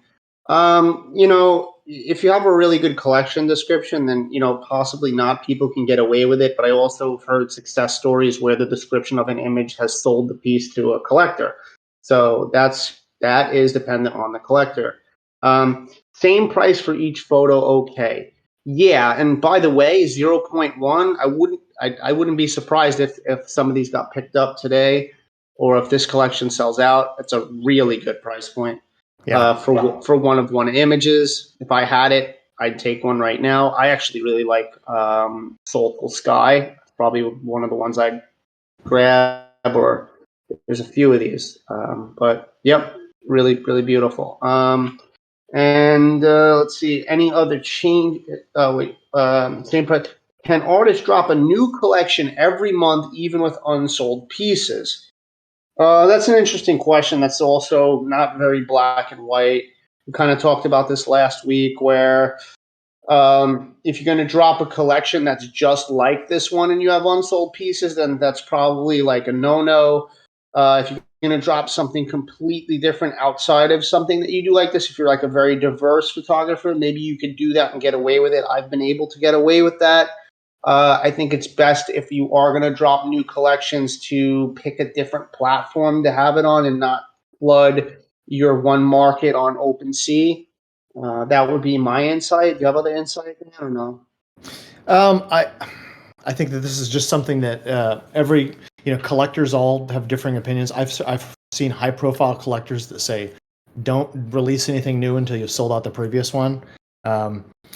I think that there's some level where you as an artist balance out what collectors are asking of you and what you need to do as an artist. Fact, exactly. And I've balanced that on my own, and I've like you say, at the end of the day, there's people that are going to want certain things, people that are going to want other things. There's people going to think that they are big enough in the space to tell you exactly what you have to do. And you take all of that, you compile it together in your own head, and you come out with what you want to do. But there's no hard rule, right? I mean, yeah, Mike, think about this. The whole idea of why would you not release more? I mean, you have to just think about what is the reason. Well, the reason is because you want your work to be unique, and I think it gets called rarity. It gets called a lot of different terms, but scarcity. The idea is that underlying is that you don't want to release new work that makes the other stuff seem like it's not unique.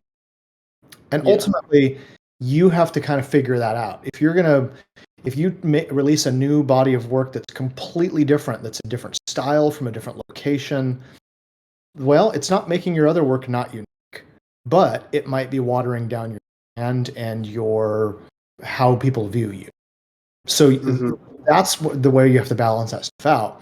And a good collector is probably not going to tell you don't release your artistic work whatever is real to you as an artist. They're not going to tell you not to. But what they also are hoping is that you don't do something and put something new out there that makes the thing that they bought ordinary. They don't want you releasing something else that they did seem not as cool and not as unique. Yeah. That's the balance you have to strike. Exactly. I think we got to move on to the next artist. Some great points made there. He had one other question: insight on how to present work in spaces and shill threads. I get a little nervous. Practice, and shill threads are obviously you're not speaking, so show up in the MetaJungle spaces. Yeah. I mean, it's a good, healthy, safe place. Yeah, he's here today too. So, yep, cool. So we're gonna move on to just because we're only a little more than halfway through, I guess. And so the little orbs, and this is by Dolly. And I've seen Dolly a lot in the space lately. She's very supportive to a lot of members here, so I really respect that. Little orbs, a collection of polar panoramas. Since my earlier days in photography, I was always fascinated by panoramas. As I started shooting panels in 2006, I was always keen to experiment and take it to the next level, and that took me to polar panoramas. This collection is inspired by the story each city has to tell, its history. I love the idea of this. Its culture, its geography, its ecosystem. As I trotted and traveled across the globe through Australia, Asia, and the United States, I always looked for the associated deeper meaning, the identity of the place that is conveying to me. And this collection is my interpretation, my orbital view of some of these locationscapes.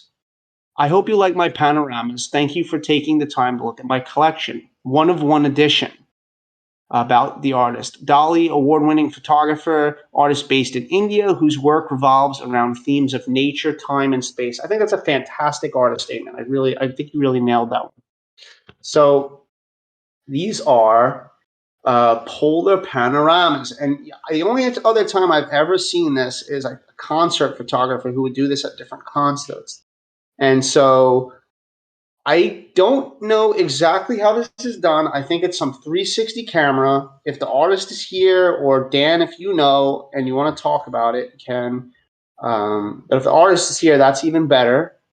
Is Dolly here with us? She is. If she's unmuted, would you want to talk about maybe how you get these images or your process? And if not, that's fine. I think she unmuted herself. Dolly, you there? Okay. Well, we'll just go through them then, and if you at any time want to chime in, go ahead. So I looked at each one, up close. I went up close and personal on each of these, and you'll see the ones that I favorited here. I think that New York. I know I'm from New York, and I'm not saying this because I'm from New York, but I think you did a phenomenal job on this New York one. I love the way you stretched the Statue of Liberty and how it's just up in the top left. Is that her audio there, or someone's audio? It might. Can you hear me now? I think. Yeah, I can hear you now. I can hear. I'm so happy to have you here because this is a unique work and unique panoramic perspective that I'm sort of unfamiliar with, and I'm looking at one of the images. I think it's one of the top ones that you've done. And do you want to tell us a little bit? You don't have to get whatever kind of details you want to give us into how you go about doing this.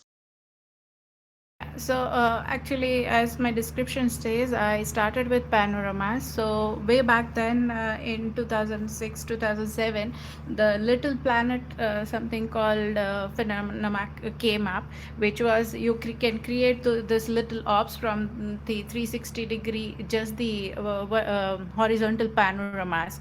So I started with that and eventually got into full 360 degree, that is your 360 degree to 180 degree full panoramas.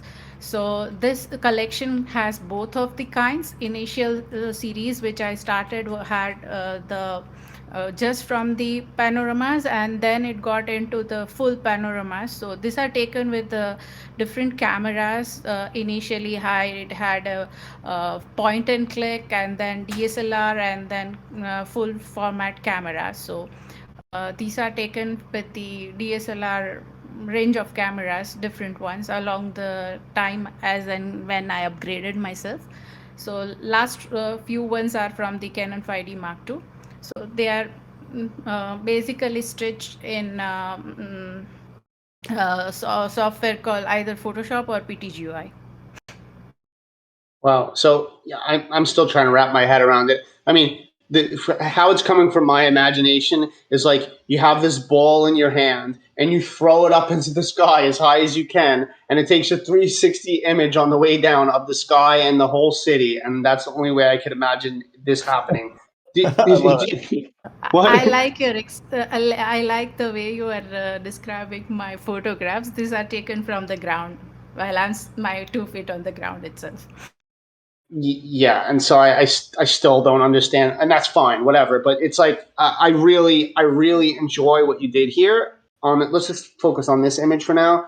So I love how the clouds are like spiraling into this funnel, like into it. And you have this water within the center, which is like the New York Harbor, and then you have the World Trade Center, which is the second largest in this image, and you have the Statue of Liberty, which you obviously consider to be either a really important part of New York City or something that's just really aesthetically pleasing in this to make it this large. But I think this one came out really great.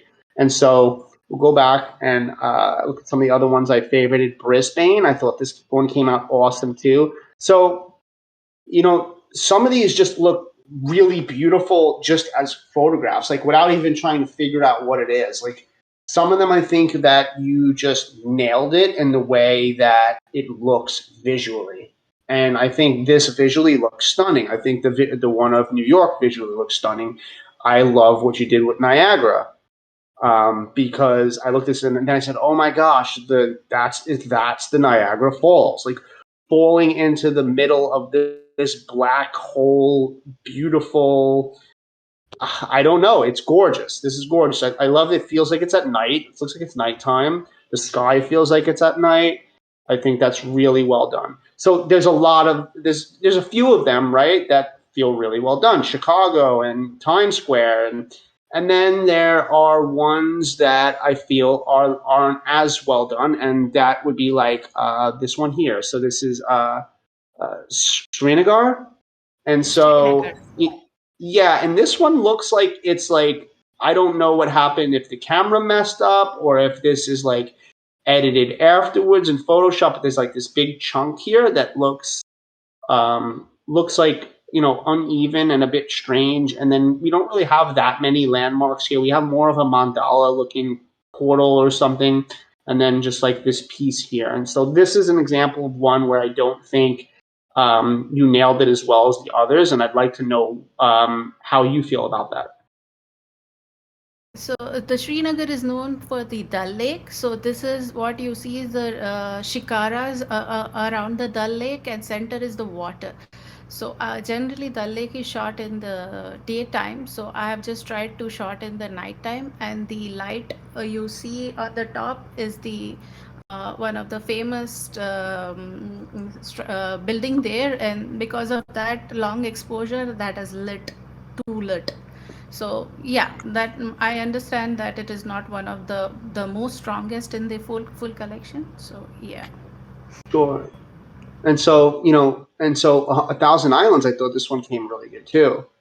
Like this is really beautiful. Like you've highlighted the lighthouse, the water here, the trees go around in a full circle. It doesn't feel like things are cut or pasted or photoshopped or anything. Whereas that last image felt like a little bit on the edge with some of that stuff. I also love how the clouds sort of like lead into this circular piece. Dan, do you want to weigh in on any of these? I'm sure you took a look at some of these images beforehand, and what you feel about what I'm saying here, and what which ones stand out, which don't. Maybe you have a different opinion. Well, I feel like the first of all, these are cool. This is a technique that I've seen done before. Not in NFT space though. I have never seen anybody share these in NFTs, but I've seen it, kind of like on Instagram. It's just kind of a cool technique. One of the things that's interesting, and I think you have to lean into when you get a technique that's this specific, that you some of these really work well, and sometimes they don't. And I think Mike was pointed out that you kind of need big, specific kinds of features for this to work well, because people want to ultimately look at this and think of, hey, that's a cool panorama. And I think that like Niagara really works well. My favorite actually is Chicago. And the reason why is because when I zoom in on it, when I click on it and zoom in on it, it holds up. It's really, really nice. That's the one I'm looking at right now. I love it. Yeah, it's cool.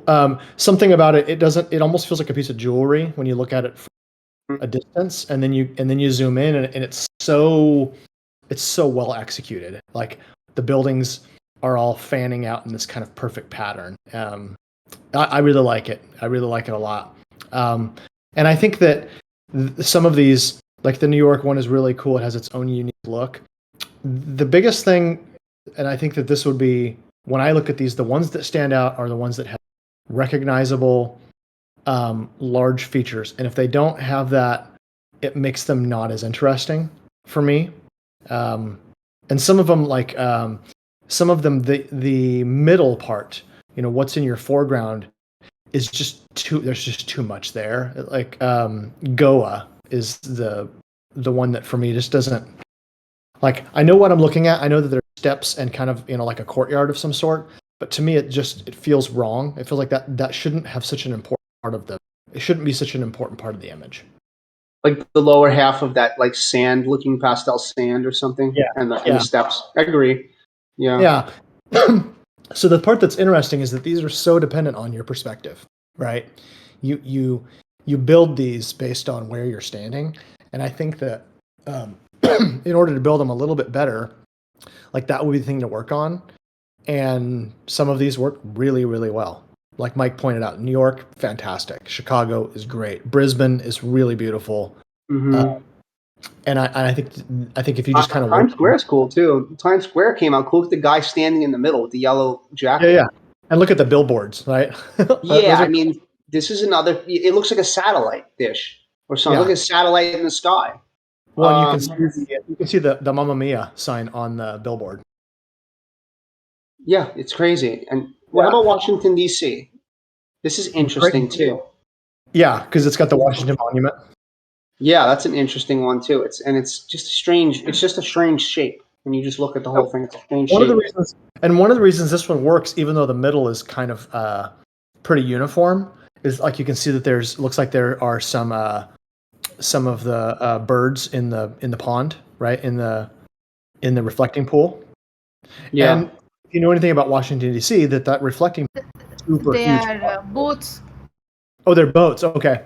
I can't zoom in quite far enough to see what they are. Oh, no, never mind. They're those paddle boats, right? Yeah. No, that's great. Yeah, this is one that holds up better the closer in you get to it. Not as interesting far out. Super interesting when you get it blown up. So I think It was taken at springtime, so the trees you see white is all cherry blossom. Oh, beautiful. Yeah, this is great. I think that part of your way to sell this is that I don't know if you've looked to see if other people are also doing these kinds of orbs, but you might be at the beginning end of it. If you push it enough and you get it in front of enough eyes, you might be able to capture the uniqueness of it. Oh, so the Times Square one sold. Interesting. So yeah, I mean, I favorited what? So how many images are here? There's 12. I favorited 1, 2, 3, 4, 5, 6, 7. So that's more than half of the collection. So I mean, if you wanted or were willing to trim down, I think that you can trim down. I don't know if that's in your questions. Or question, is my collection cohesive? Yeah, it's very cohesive. Does collection need trimming? So if it was my collection, yeah, personally, I'd trim. I would definitely trim out, a few of the ones we talk about here, like Goa and Srinagar, and let's look at Singapore. Singapore is interesting. Maybe you don't trim that. I don't. I don't think it holds up as quite as well as some of the favorited ones that I have, but yeah, I mean, I think you could trim down some of these if you wanted to. So obviously, Niagara sold as well. So yeah, so Niagara, Times Square. So someone's on the same page. Oh, Alpha Trilogy. I don't know if you bought it. If you bought it during this, he bought the Niagara. Yeah, that one's just beautiful. Thank you so much. Yeah, he just bought it. Yeah, it's when we are beautiful. discussing. Yeah, it's beautiful. The water falling in. Congratulations on the sale.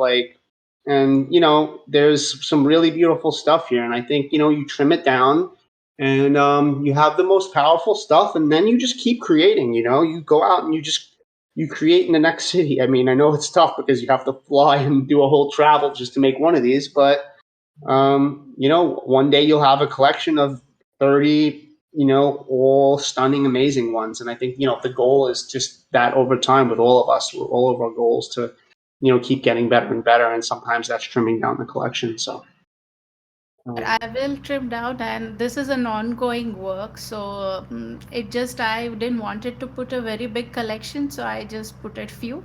I have a lot more in my bag, and not just with the cityscape. I've been doing a lot more experiment with the interiors with 360 degree. So yeah, I just you can call me a panorama fanatic.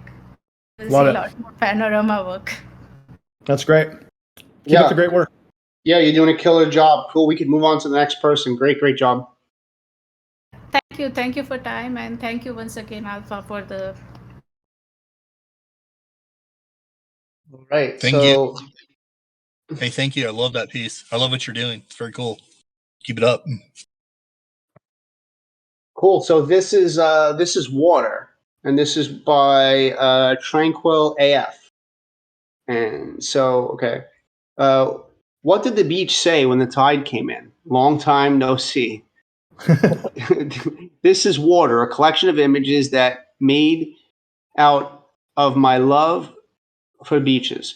I grew up in Chennai, India, a city with a plethora of beaches. Beaches have been my first love, my second home, my source of joy, and a place of healing. Beaches experience lots of stories every day, each one different from the others.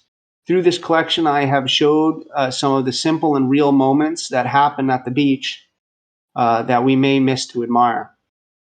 This is a body of work that was shot in 2 cities of India over 2 years. I hope you enjoy this collection. So let's take a look at some of these. So I've obviously did my thing where I've favorited certain ones that I like, and I think that what you said in here about capturing these moments that we may miss to admire is really true in a lot of these images. Like, Take Me Back. I really love the silhouetted look with the cigarette, and he's looking out at the guys that are not parasailing. What is that? What's that called on the water there? Yeah, I don't know. I can't remember what it's called, but I can't remember. A paragliding or parasailing, and so there's a lot of like nice little moments that you've caught here, like this moment here that they feel a lot along the lines of of solitude and peace, and I think you're conveying that. And a dream voyage. I really love this one because the paraglide or paras, whatever it's called, is like making an eclipse, like a solar eclipse of the sun, which is really cool. It's almost like it's the same exact size, and it's either coming out of the sun or it's going to cover the sun that cause darkness. I think this was my favorite shot within the series here. My Cool. favorite is Go ahead. go ahead. I was going to say a ray of hope is Yeah, I love this one. Favorited this one. Really, really beautiful. I think it has a great. One of the things that's interesting about this collection is that when you look at the whole grid, so maybe back out and look at the whole grid, Mike. Yeah, I'm going to do that. I think it's interesting to kind of just think about what's going on here from a color standpoint. And to me, there are just two obvious photos here that they don't fit. And like in some ways, it's kind of weird to say, does it have to match? To me, I love that there's all these silhouettes, but back to life, it's not the same. It's not silhouetted the same way. And the color is back to life. It doesn't fit for me. Yeah, it doesn't fit because it's not silhouetted. It's like the middle of the day. And also I think that the quality of this photo just doesn't hold up compared to the others. I also just didn't kind of get the same mood from it that I got from the other ones. This sort of peace, solitude, and stillness. It's like it almost, but that didn't hit. And so if you take away that, and then there's only one blue photo, the volleyball one, which I do think is a good shot. It's a good moment. That then you'd only have one blue one if you kept that in there. And so then that starts to be like, but this shot here, wasn't my favorite. I know what he's going for, but I don't think it held up against some of the other ones. I actually think, this double portrait silhouette just really outshines that shot. Yeah. And so So let me I want to say something here. I had another artist who is somebody that from the MetaJungle community that DM'd me with a collection that's pretty similar to this. And I thought it would be interesting to just kind of share a little bit of kind of my high level feedback. I think that as an artist, you really need to figure out, like, first of all, these are pretty pictures. No doubt about it. There's some really beautiful ones. That one with the sun rays, the one with the sun rays is cool. A ray of hope, right? Really beautiful photo. A lot of these are gorgeous. The thing you have to figure out is if you're an artist and you're trying to sell your work, I don't know that beautiful orangey sunsets, like that can't be the only thing that's unifying your work here.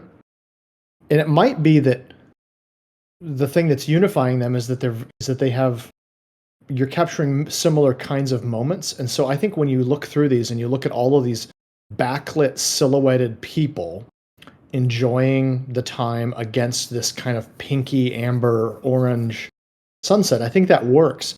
And I think it makes a lot of sense to lean into what is the story you're telling, because ultimately you want to get a collector to actually come look at the collection.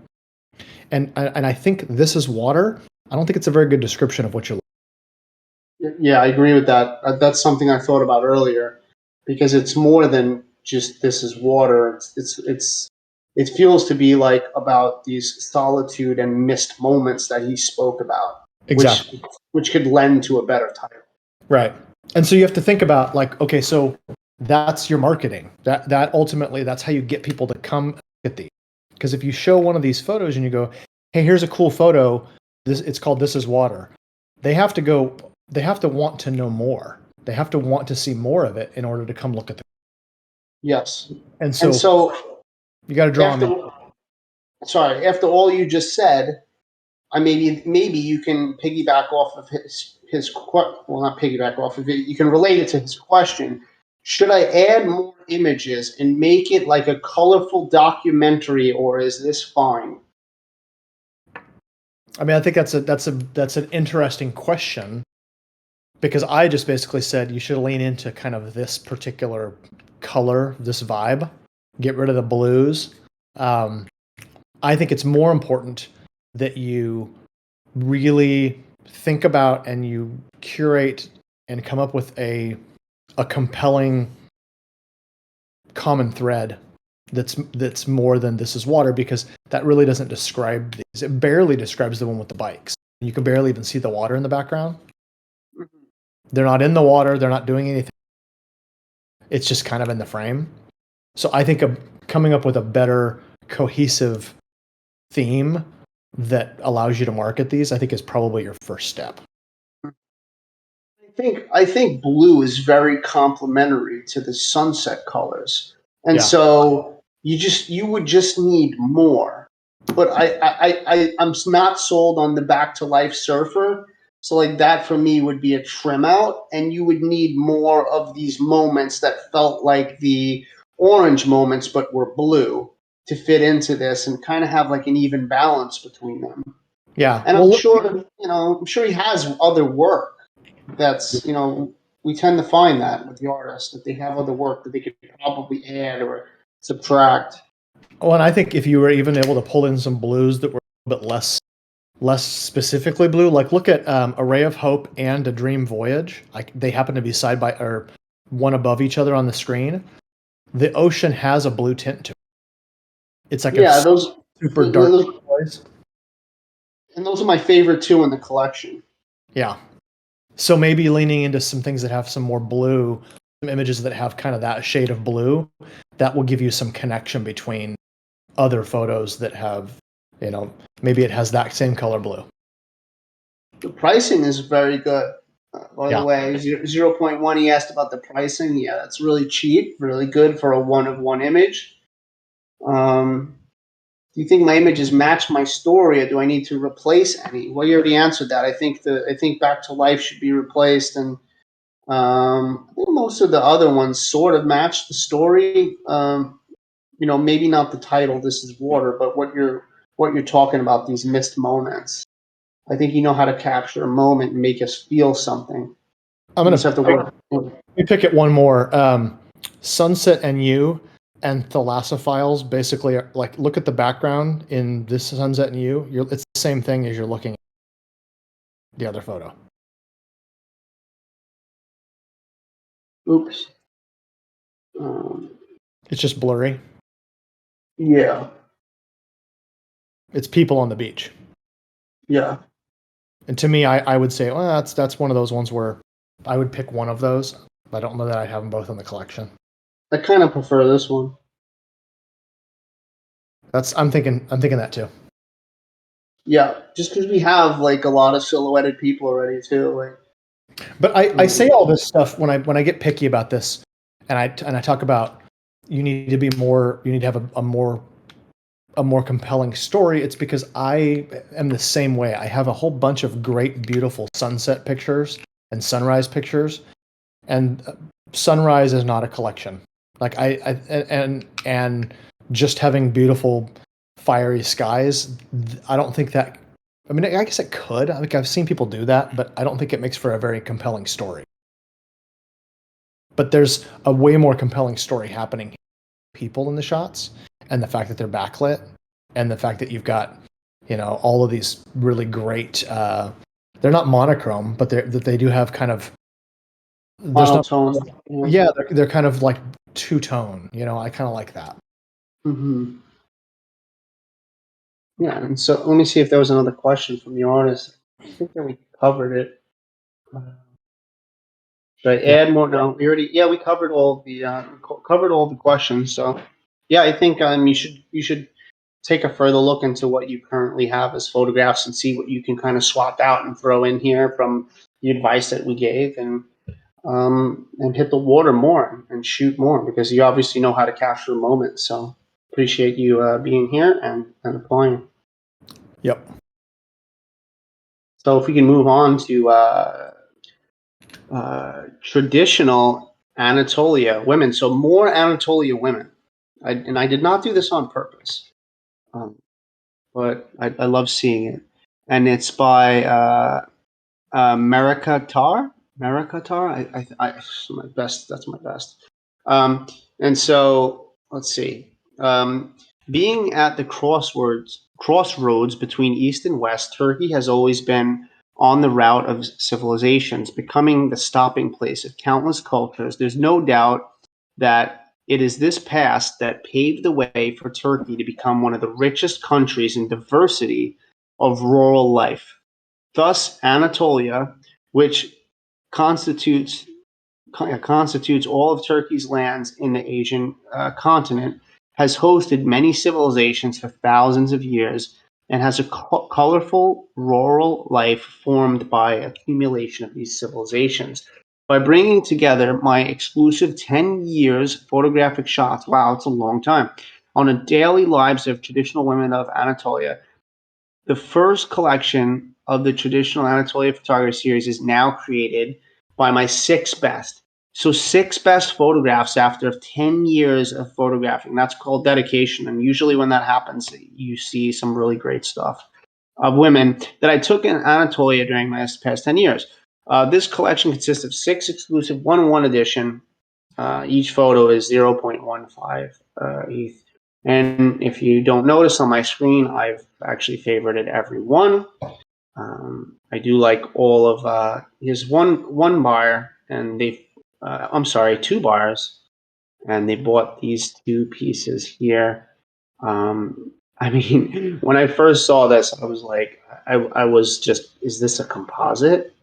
No, it's not. I don't think it is. I mean, I think this is just 10 years of shooting and being able to get a composition like this where, more than likely, I think he told the kid to come by and stop it there so he could frame her. And the other kid's playing with a tire on the left side. There's a lot going on here. And it's a really beautiful image. And that sold to 6B4 B60. He bought 2 of these, and this guy is not a small collector. He's collected 1,159 pieces.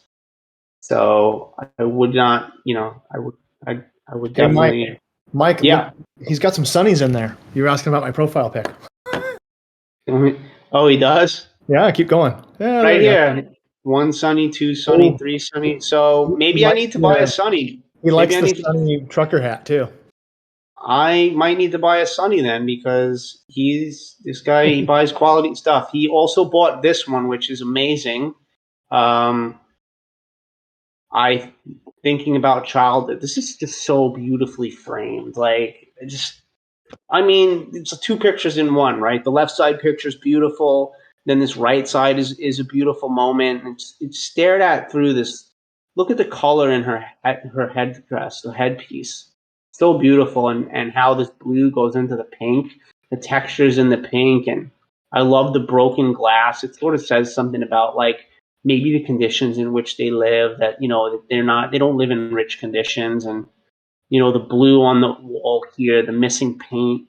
And then the kids, they're just playing with like stones or something. I don't know what they're playing with, but it's just, it's a really beautiful storytelling picture. It's like they say a picture's worth 1,000 words. Like that's for me, one of those pictures. And this story was really interesting. The pepperoni bread, it said it took them like 24 hours to get this shot.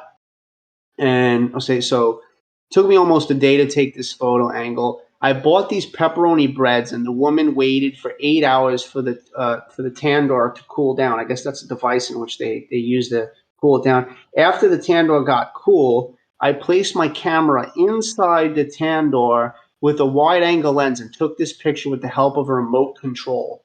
So this guy is doing whatever he can to get these crazy perspectives that you just don't see very often. And this is really cool.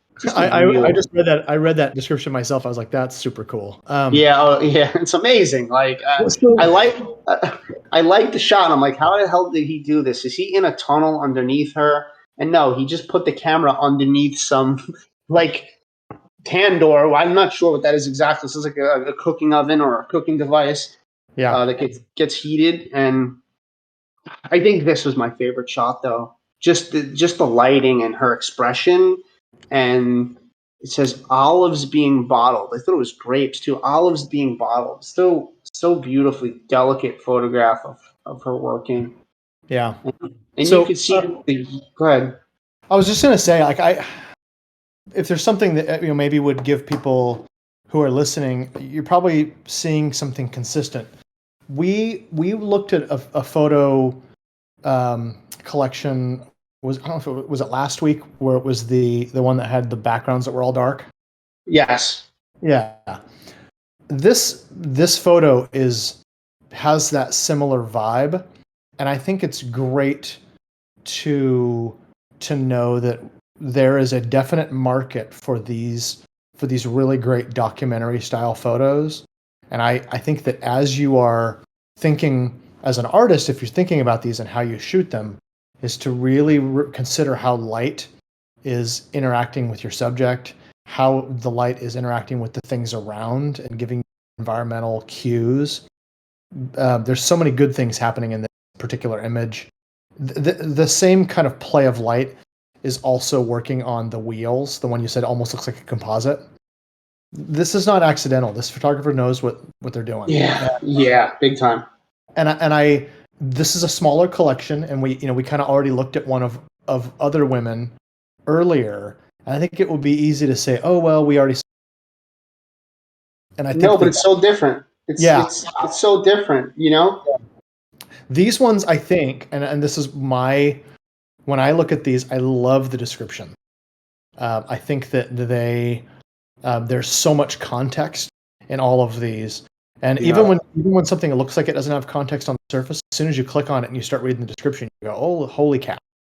Tobacco. Look at this shot. Yeah, that's great, and it's the title is "The Tailor and Her Grandsons," and it's just great. There's so much color happening here.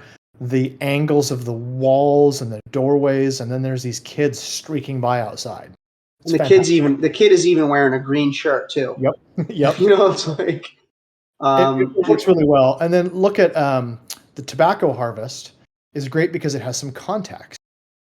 They're doing this very like rural agrarian sort of thing, but they're wearing masks because it's happening during COVID. Yeah. And the wall, the color of the wall, and look at the color of the wall with the bright colors of their clothing and then that vibrant green. Like, it's just great. Yeah, like the masks work here. It's like hard to make the masks work in these documentary and street shots, but they match the color of the wall, and it also shows a historical time that even in their country like this, that they are suffering and going through this. And so I think it works here. I think it's another great shot. I don't think there's a bad shot in this collection. And to see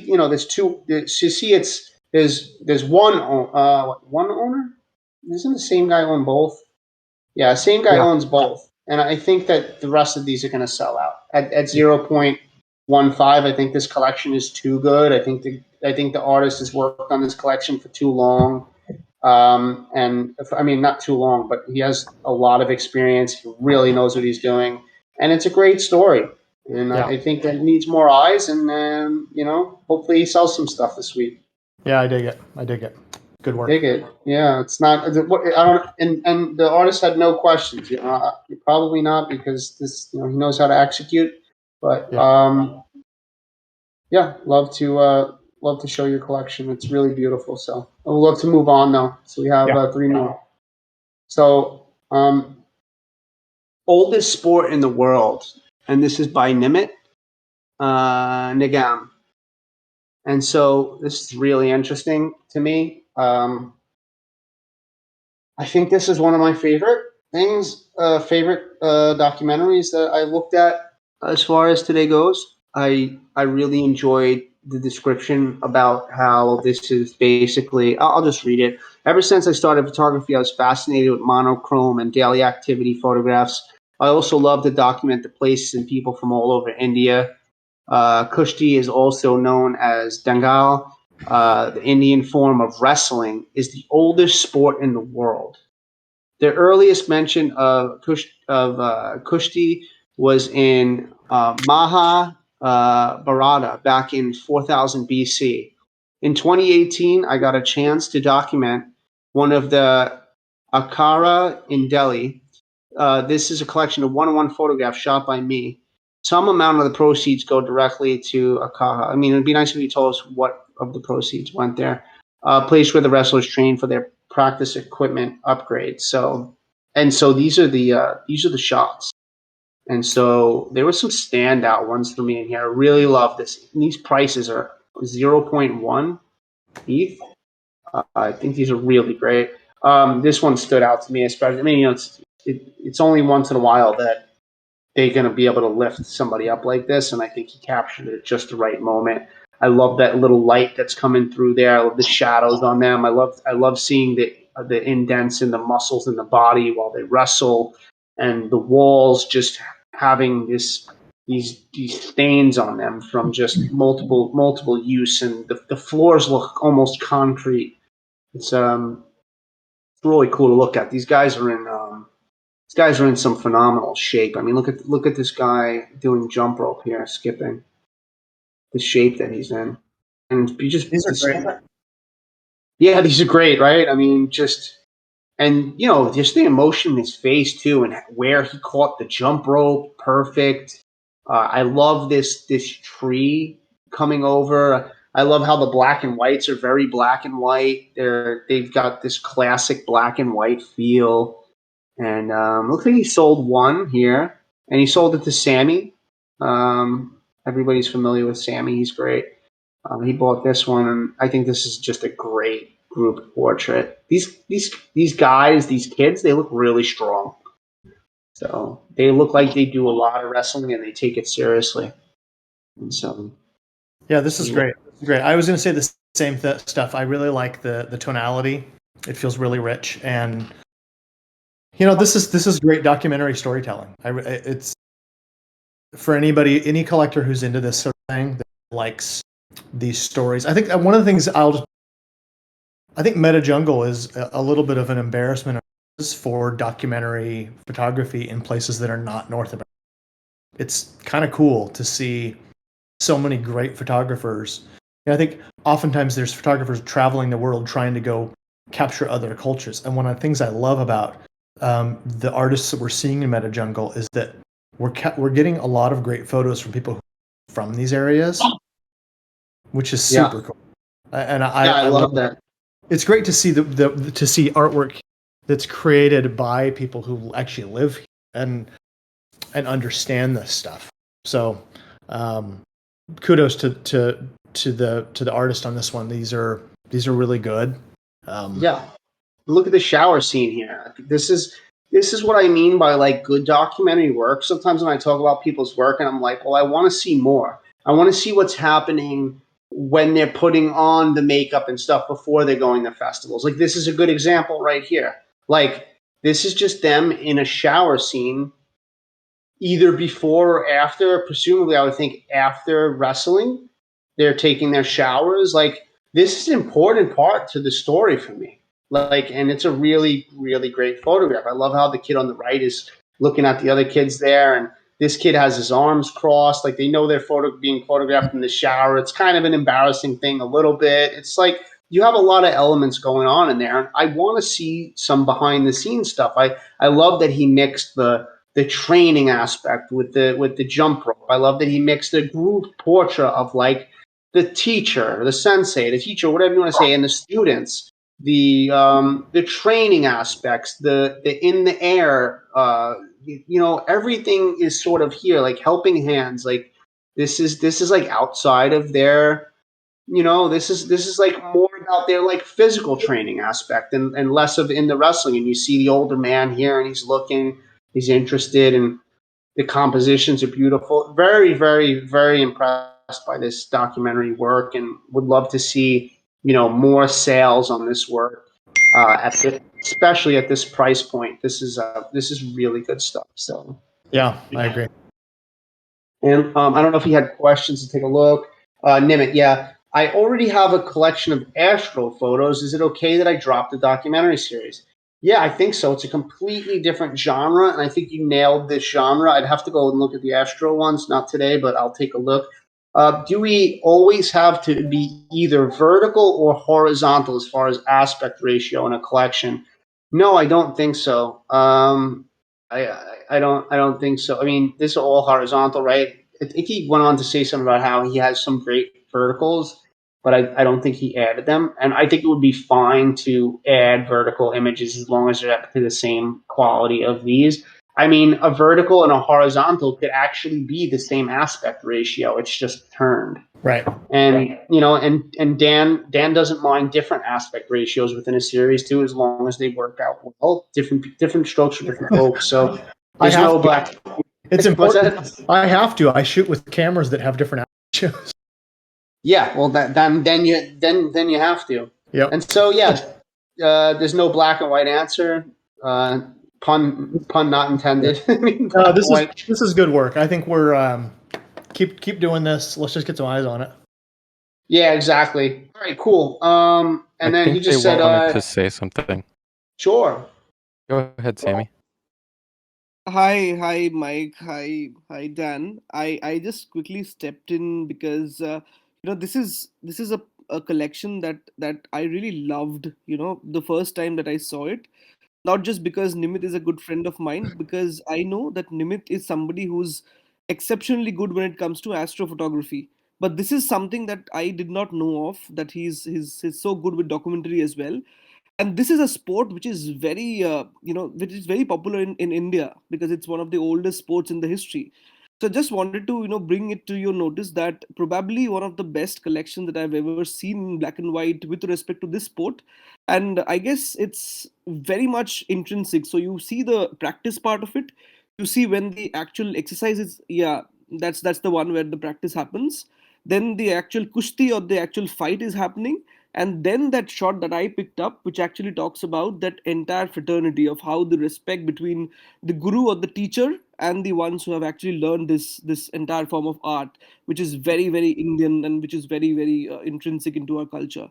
So just wanted to come in and bring that, and maybe he needs more attention on this collection, and I'm sure that it's going to do really well. So thank you so much for picking this for an AMA. Oh, thanks for speaking up too. It's great to get your feedback. It's always nice to hear about from the friends of, but also the collectors of. Yeah, so it looks like, appreciate that very much, Sammy. So it looks like Alfred Trilogy joined you as a collector. He bought that shower one. I really like that photograph, really good. And I'm going to make sure to get this in the eyes of more collectors too, because I think especially at that price point, this should be sold out. So. Don't want to take up any more time on this though, because I think we definitely spent time on this. And let's look at descriptions real quick. Artist, medium, edition. He's got it pretty nailed. Collection would be nice with the collection in there, collection name. But yeah, other than that, great work. Another one just sold, jump rope one. Alpha picked that up, so you guys better act fast before Alpha takes all of them. Did someone want to say something before we move on? Can I say something? Yeah. Who's that? It's Nimit actually. Oh, what's up, man? Congrats! You just got 2 sales. Thank you so much. Thank you so much. Actually, you reading my description of the each photograph. So that's what my the last question, that is it necessary to give a description of each piece, because I'm so bad in writing. So yeah. Let's see. So after practicing in the Akara, every student has to take bath and clean themselves before leaving. I think that's fine. I don't think that descriptions need to tell us everything that we need to know about the photo, because I know that your description basically told me that, they have to take a bath, but I get so much more out of just looking at it on my own. Like I love this photograph. Like it tells me the photograph by itself is the description. So I think your one sentence descriptions are fine with your work. That would be my answer. Alpha just Thank you so much. butterfly in the air. Yeah, that one's great. Yeah. Alpha just picked 3. I mean, I'm so blown away. Yeah. Oh, this Hey, is man. great. Yeah, this is great to see. So, like, we love doing this. We love showcasing, artists that need eyes on them, that need some help. We love showcasing artists that just need help in general. People that, just have put out really good questions.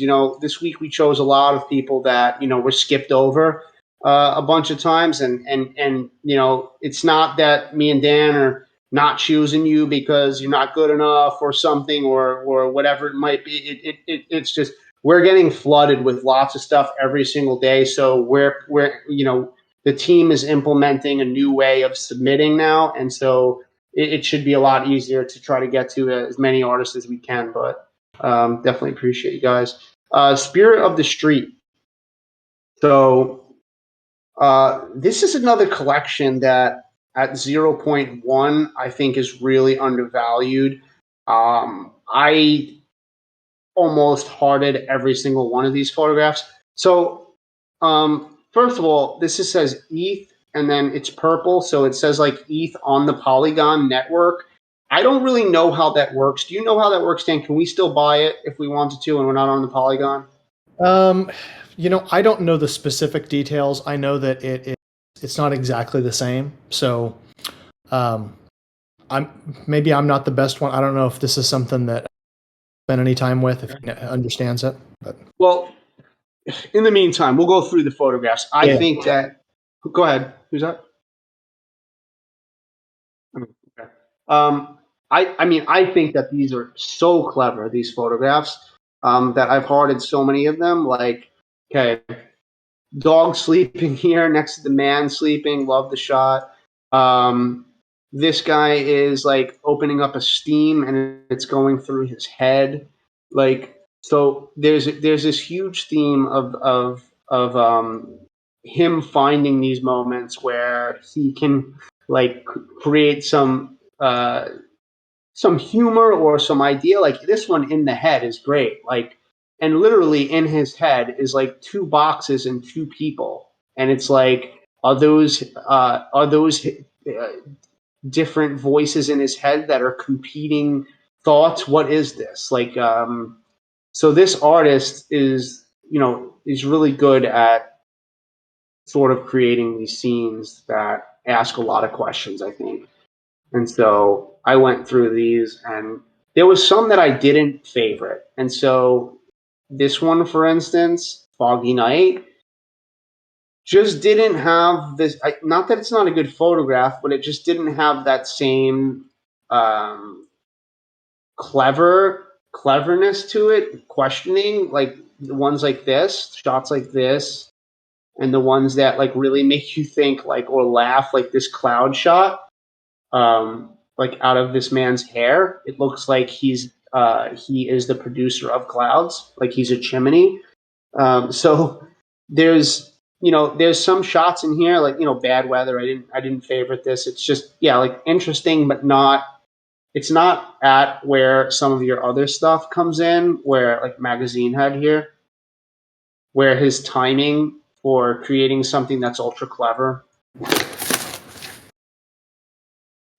works in this. Catman. And interesting. Swopes bought this. I know this. I know Swopes is a pretty big collector in the space as well. Yay! So I just went and kind of just messed around a little bit. So Polygon is a different network, and you have to move your ETH over to it. So it's almost like how you have with WETH, you have to, if you're going to make an offer on something, you have to like convert. It's kind of like that. You have to convert your ETH over to the Polygon network, and then you can buy things. Yeah. So you got to look at that as a barrier to entry in some way, because not everyone is going to do the research to find out whether or not they want to buy Polygon, or whether or not they want to set up the Polygon network within their MetaMask or whatever wallet holds Polygon, and then whether or not they're going to want to transfer and pay the fee to do whatever it is, or maybe the fees are less. I don't know, but definitely a barrier to entry is you're going to have to look at that. The price, the price is very affordable and very attractive at 0.1. I think there's gas. There's no gas when you're on Polygon, so that's one of the main things. But beside that, I think you're right. These are really clever, really well done.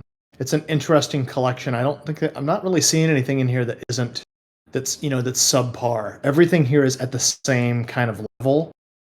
Yeah, this is a really good collection of work. Yeah, I agree. It's just some of them, like this foggy one, it just kind of doesn't make sense to me in this collection. Eye to eye,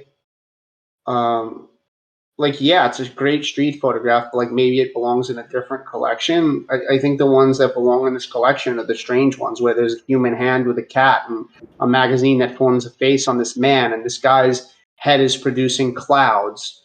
And the mannequin leads into this real man's body. These ones where he's taken this specific type of street photography that has this cleverness, thoughtfulness to it, where the mind and what's going on inside the mind here through a reflection. I think these are really great. So he didn't really have any questions. He had statements. He said I have only been able to sell one photograph. Honestly, it could be it could be how active you are in building relationships, how on Twitter, this and that.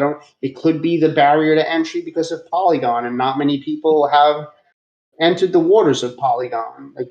There's also, and let me just throw this out there too. There is a sense, and I haven't heard it as much in the MetaJungle Discord, but I've heard it among a bunch of my other friends. A lot of collectors are a little bit distrustful of Polygon, and the reason why is because there's no gas fees. There's a lot of scams that happen there. And I get the feeling maybe it's not quite as secure. So I haven't even done the homework on it. I'm just lazy, and I keep everything on Ethereum because I don't want to learn another network. But I think it's good to understand that there are people out there. They're just never going to buy there. And the vast majority of work is happening on. So just have that in the back of your mind. There's probably, if you could sell 10 on, Ethereum, you might only sell 1 on Polygon. I think you just need to know that there's not as many collectors. Yeah. And that's sort of why I haven't kind of ventured into the Polygon and the Sol realm, because it's just I guess one positive aspect would be you have less competition there, but a negative aspect is that you have less buyers there. So it's tough. It's tough to say, but anyway, I really like the work. I think it could be trimmed down, and the ones that don't actually fit the story to I don't. Spirit of the Street is an interesting name, but I don't know if it fits the clever aspect of this. Maybe it does. But yeah, overall great collection, great price point. He said, I cannot attend spaces. My English is not good. And I believe preventing me from making sales. Quite possibly. So you have to find different avenues, because you could type English, so you're going to have to probably find different avenues where you can share, or have someone help you out translating. I look forward to your recommendation and comments. So yeah, that's really all I have. It's really, really great work at a really great price point. I don't know Polygon too well. So hey, this is Alpha. If I can jump in there for just a second, please. Yeah, I think you guys hit it spot on. So the collection looks great, and I think he'd be selling this collection if it was on the main chain. And so Polygon, because you have to bridge your ETH over to it, which costs gas to do. There's just way less liquidity sitting on the Polygon chain. And most of that liquidity is in the gaming section. So Polygon's really big in various gaming NFTs, but not so much on the art side. So if I was this artist, I would seriously consider cutting this collection way down, maybe to even like 5 or 6 pieces, and reminting the rest of them onto the main chain. Yeah, I agree. I think the main chain is where it's at, especially at this price point. I could understand if the prices were higher, but if you have to spend the ETH gas just to get it over there, then that's just another step. It's just another cost. It's like where are we really where are you really benefiting here? Yeah, I always like to say follow the liquidity, and liquidity is on the ETH main chain for sure. Absolutely. Thanks for chiming in. Perfect. We have one more artist, so it's Let's do it. Eshan. Yep, it's Eshan. It's Ehsan, and his series is Iranian deserts. He doesn't have any specific questions, but I thought this one was right up your alley, Dan. I picked it. I've been liking this one since I first saw it, and I apologize for not getting him in here sooner because he was sharing it a couple weeks ago, and it's really beautiful work. But yeah, you're right. I love this. I love this one. Oh my اگه god. نوبتت شد میکروفونتو باز کردن بگو OMG visual will talk on my behalf. My English is not good. Okay, excellent. Thanks for translating, OMG Visual. Appreciate you, bro. So, yeah, I mean, I'll just talk about this image here. I really love the textures that you could see all throughout the image. You could tell that this was taken at like between F11 and probably like F16. I'm not completely positive, but to show all this detail kind of all the way through kind of feels that way. Really beautiful. And I love your subject like right in the center here. And the just a color relationship between the blues, the deep blues that migrate into this light baby blue, grayish sky, and all of this like sunlit dunes. Really beautiful shot. I mean, I also really love this one too. I love these shots with it leading out into a subject. That is absolutely beautiful. I love this photograph so much. Yeah. Jeez. Take a look at Mike. Take a look at Crossing the Desert. Yeah, I just wanted to point out like how this leads into the peak of the mountain from the bottom all the way up to the top of the peak. What's the name of that one? Crossing the Desert. It's the super golden one up in the top right hand.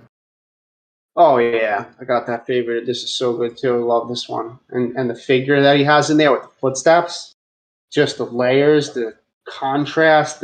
Yeah, go ahead, talk about that one. Well, I just think this one is a little bit mind bending, and what I love is it's dunes are such a weird subject because you never quite know what size things are until you add in the footprints or the person, because I've seen and shot stuff that like this that was like 4 inches high, but this is obviously not that, right? And it's super cool to see how well the artist has used the figure and the footprints to give you a sense of scale. Yeah, absolutely. And it's really well done, and he's got everything written in here: collection, artist name, edition, and he's got other stuff written in the description as well. So, got his descriptions on point. Photos are beautiful. I think the photos are very well priced at a floor price of 0.1, leading up to 0.2, which I think is fair. That image is just really beautiful. The ones in the 0.2 range for sure. Let's see, Lady of the Desert one. This one doesn't look like it's for sale. Oh, somebody is this him that owns this? Yeah, he owns it, but he has no sale price on it, so not sure why. Well, OpenSea's been being kind of weird lately, where sometimes it's not showing stuff that's for sale. So. Oh yeah, or maybe it expired or something. Yeah, it looks like it's not for sale though. You're right. Yeah, this one at 0.1. English. Please enable microphone omit. OMG visual.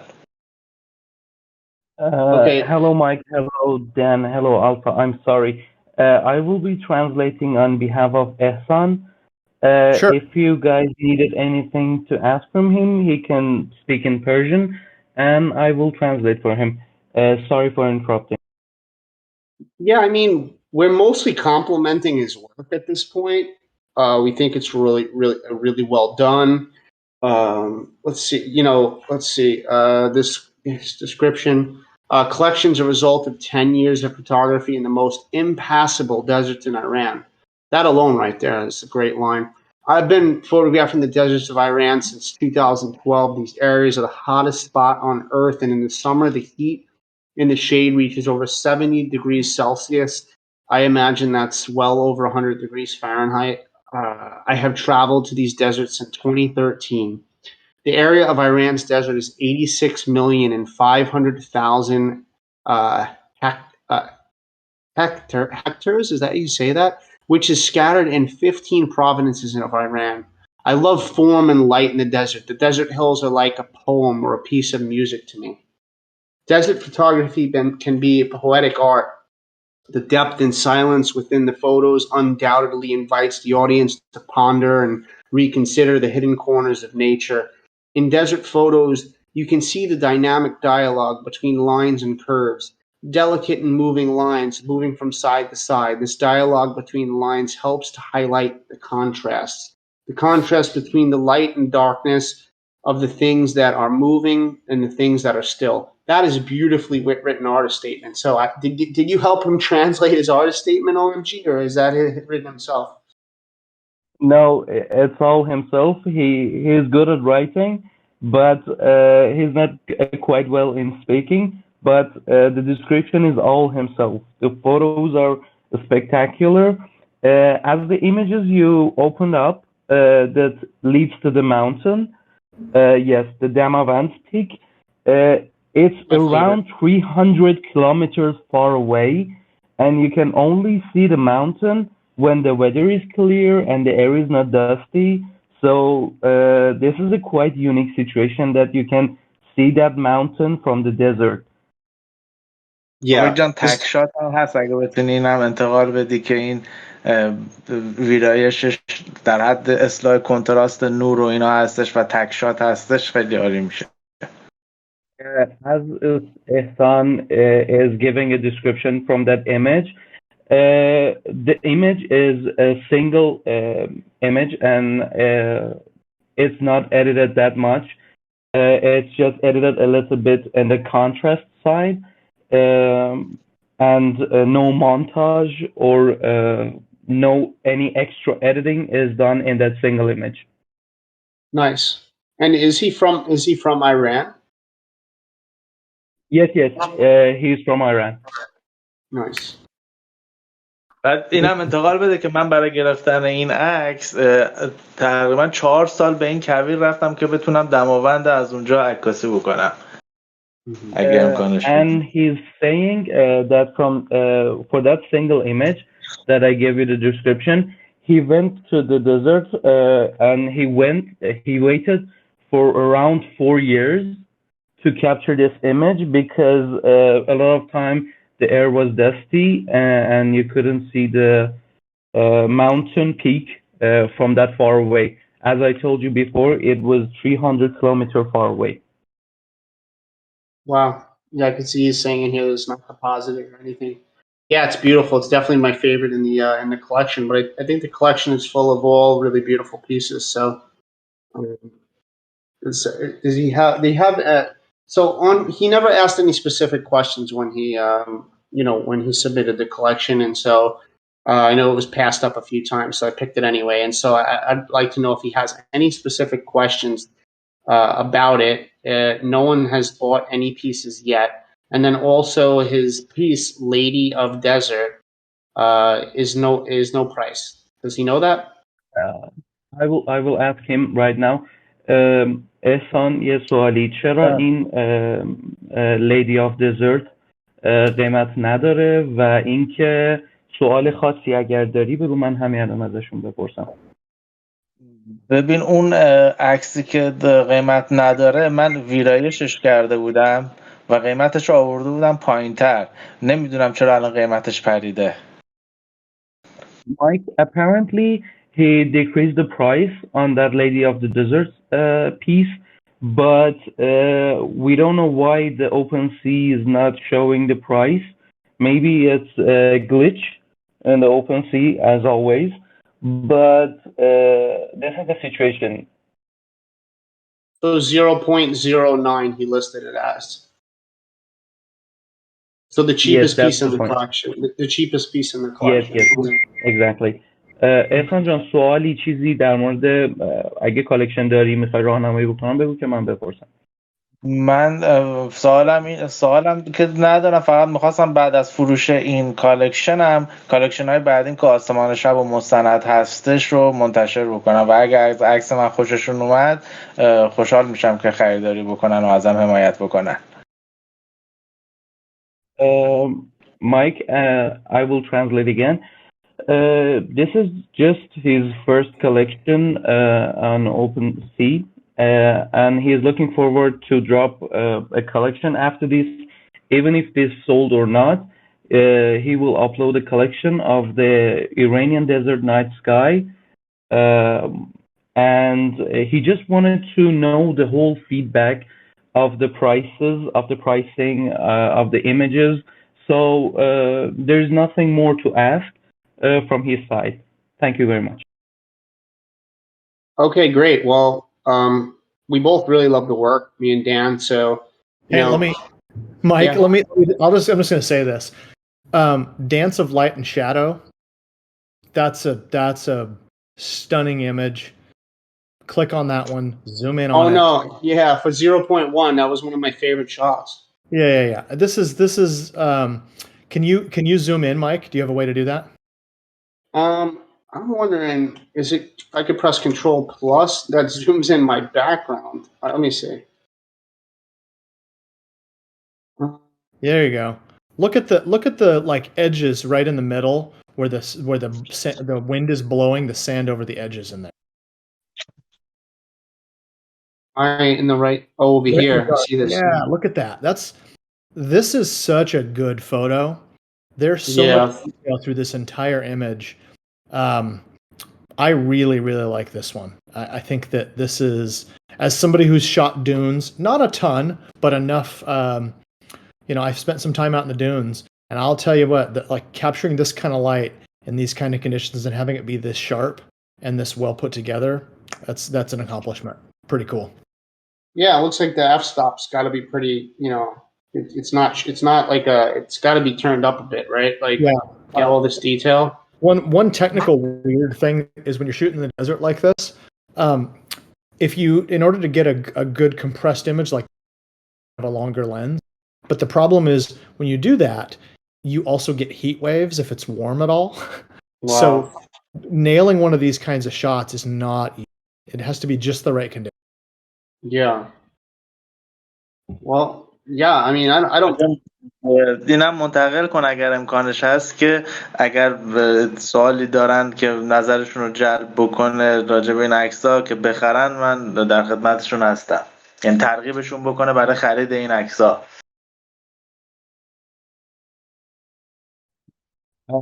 About weather condition or the photography equipment that Ehsan used, if you guys have any question, I can ask him about the conditions or the equipment he used, that he can give more information about this. Maybe if Dan is interested. Yeah, I was kind of curious. These all, it feels like he's shooting with a pretty long lens. Do you mind asking what, like specifically Dance of Light and Shadow? What if he knows what it was? What focal length and what's the f-stop? Okay, I will. احسان یه سوال توی این عکس Dance of Light and Shadows از چه لنزی استفاده کردی؟ مشخصات عکس چی بوده؟ f-stop چیا بوده؟ اینا رو میشه بهم بگی؟ الان میگم تو تمام این عکس‌ها از لنز 70-200 کانون استفاده کردم به غیر از عکس‌های هوایی با دوربین شیشه دید. خب یه لحظه صبر کن. Then he used 6D Mark One with the 72-200 f2.8 lens for nearly all the images, but two of the images were drone shots, as he told me, but I will give you the more information in the second part. احسان جان ادامه بده.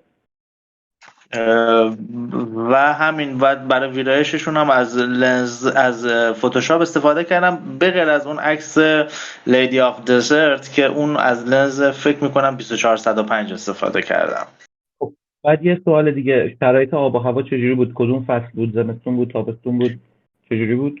ببین توی این عکس‌ها من تقریبا توی این شامل 100 تا عکس میشه که من 10 تاشو آپلود کردم و شامل از 10 سال عکاسی کردم. حدودی فصلا رو بگین. حدودی فصلا رو بگین. فقط پاییز و زمستون و بهار بوده. Okay, Ali. Then he just added that the weather condition, because in summer the weather is really dusty in Iran, he shoot these images mainly in the winter and fall and a little bit in the spring. So this is why the images is really clear and not dusty, and the heat wave is really low.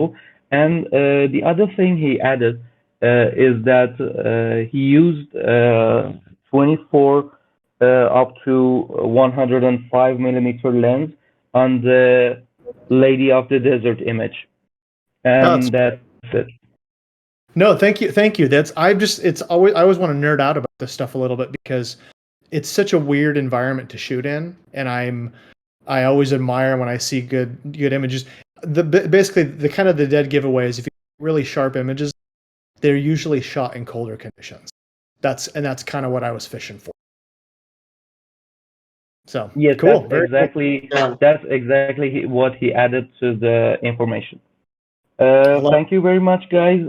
If anything needed to be added, I will be translate for him, but if not, I will completely mute myself and listen to other things that you have to add.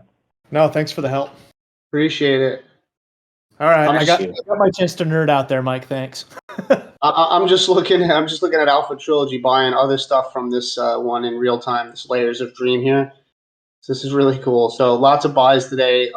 Thanks, Alpha Trilogy, for holding the photography community on your back. That's really awesome. Today has been like probably one of my favorite AMAs so far, I think.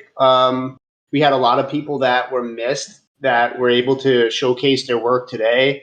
And Dan, thank you so much. I think our dynamic today was really great. I think we've helped so many people.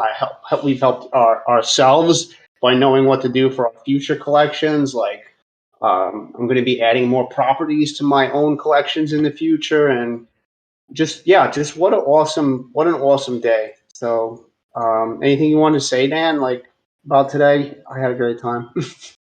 I just that I agree. It's great to have such a broad range of work we get to look at.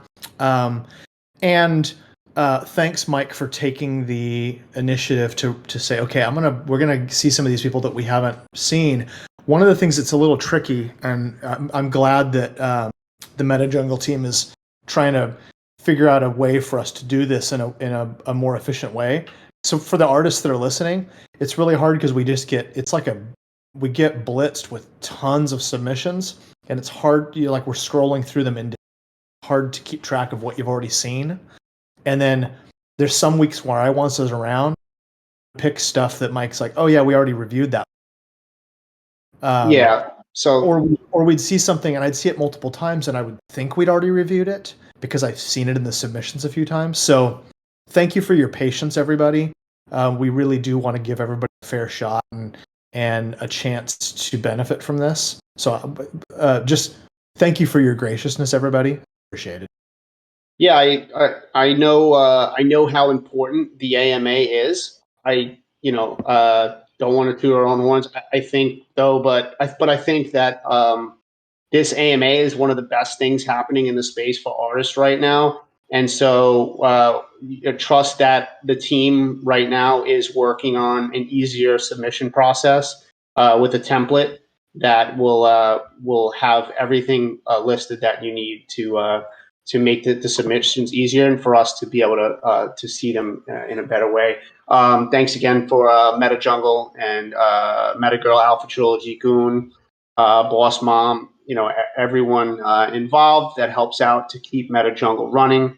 This is definitely my favorite space in Web3, and there's so much education and workshops happening here. So thanks everyone who came to listen in today, and it was fantastic. I don't have anything else.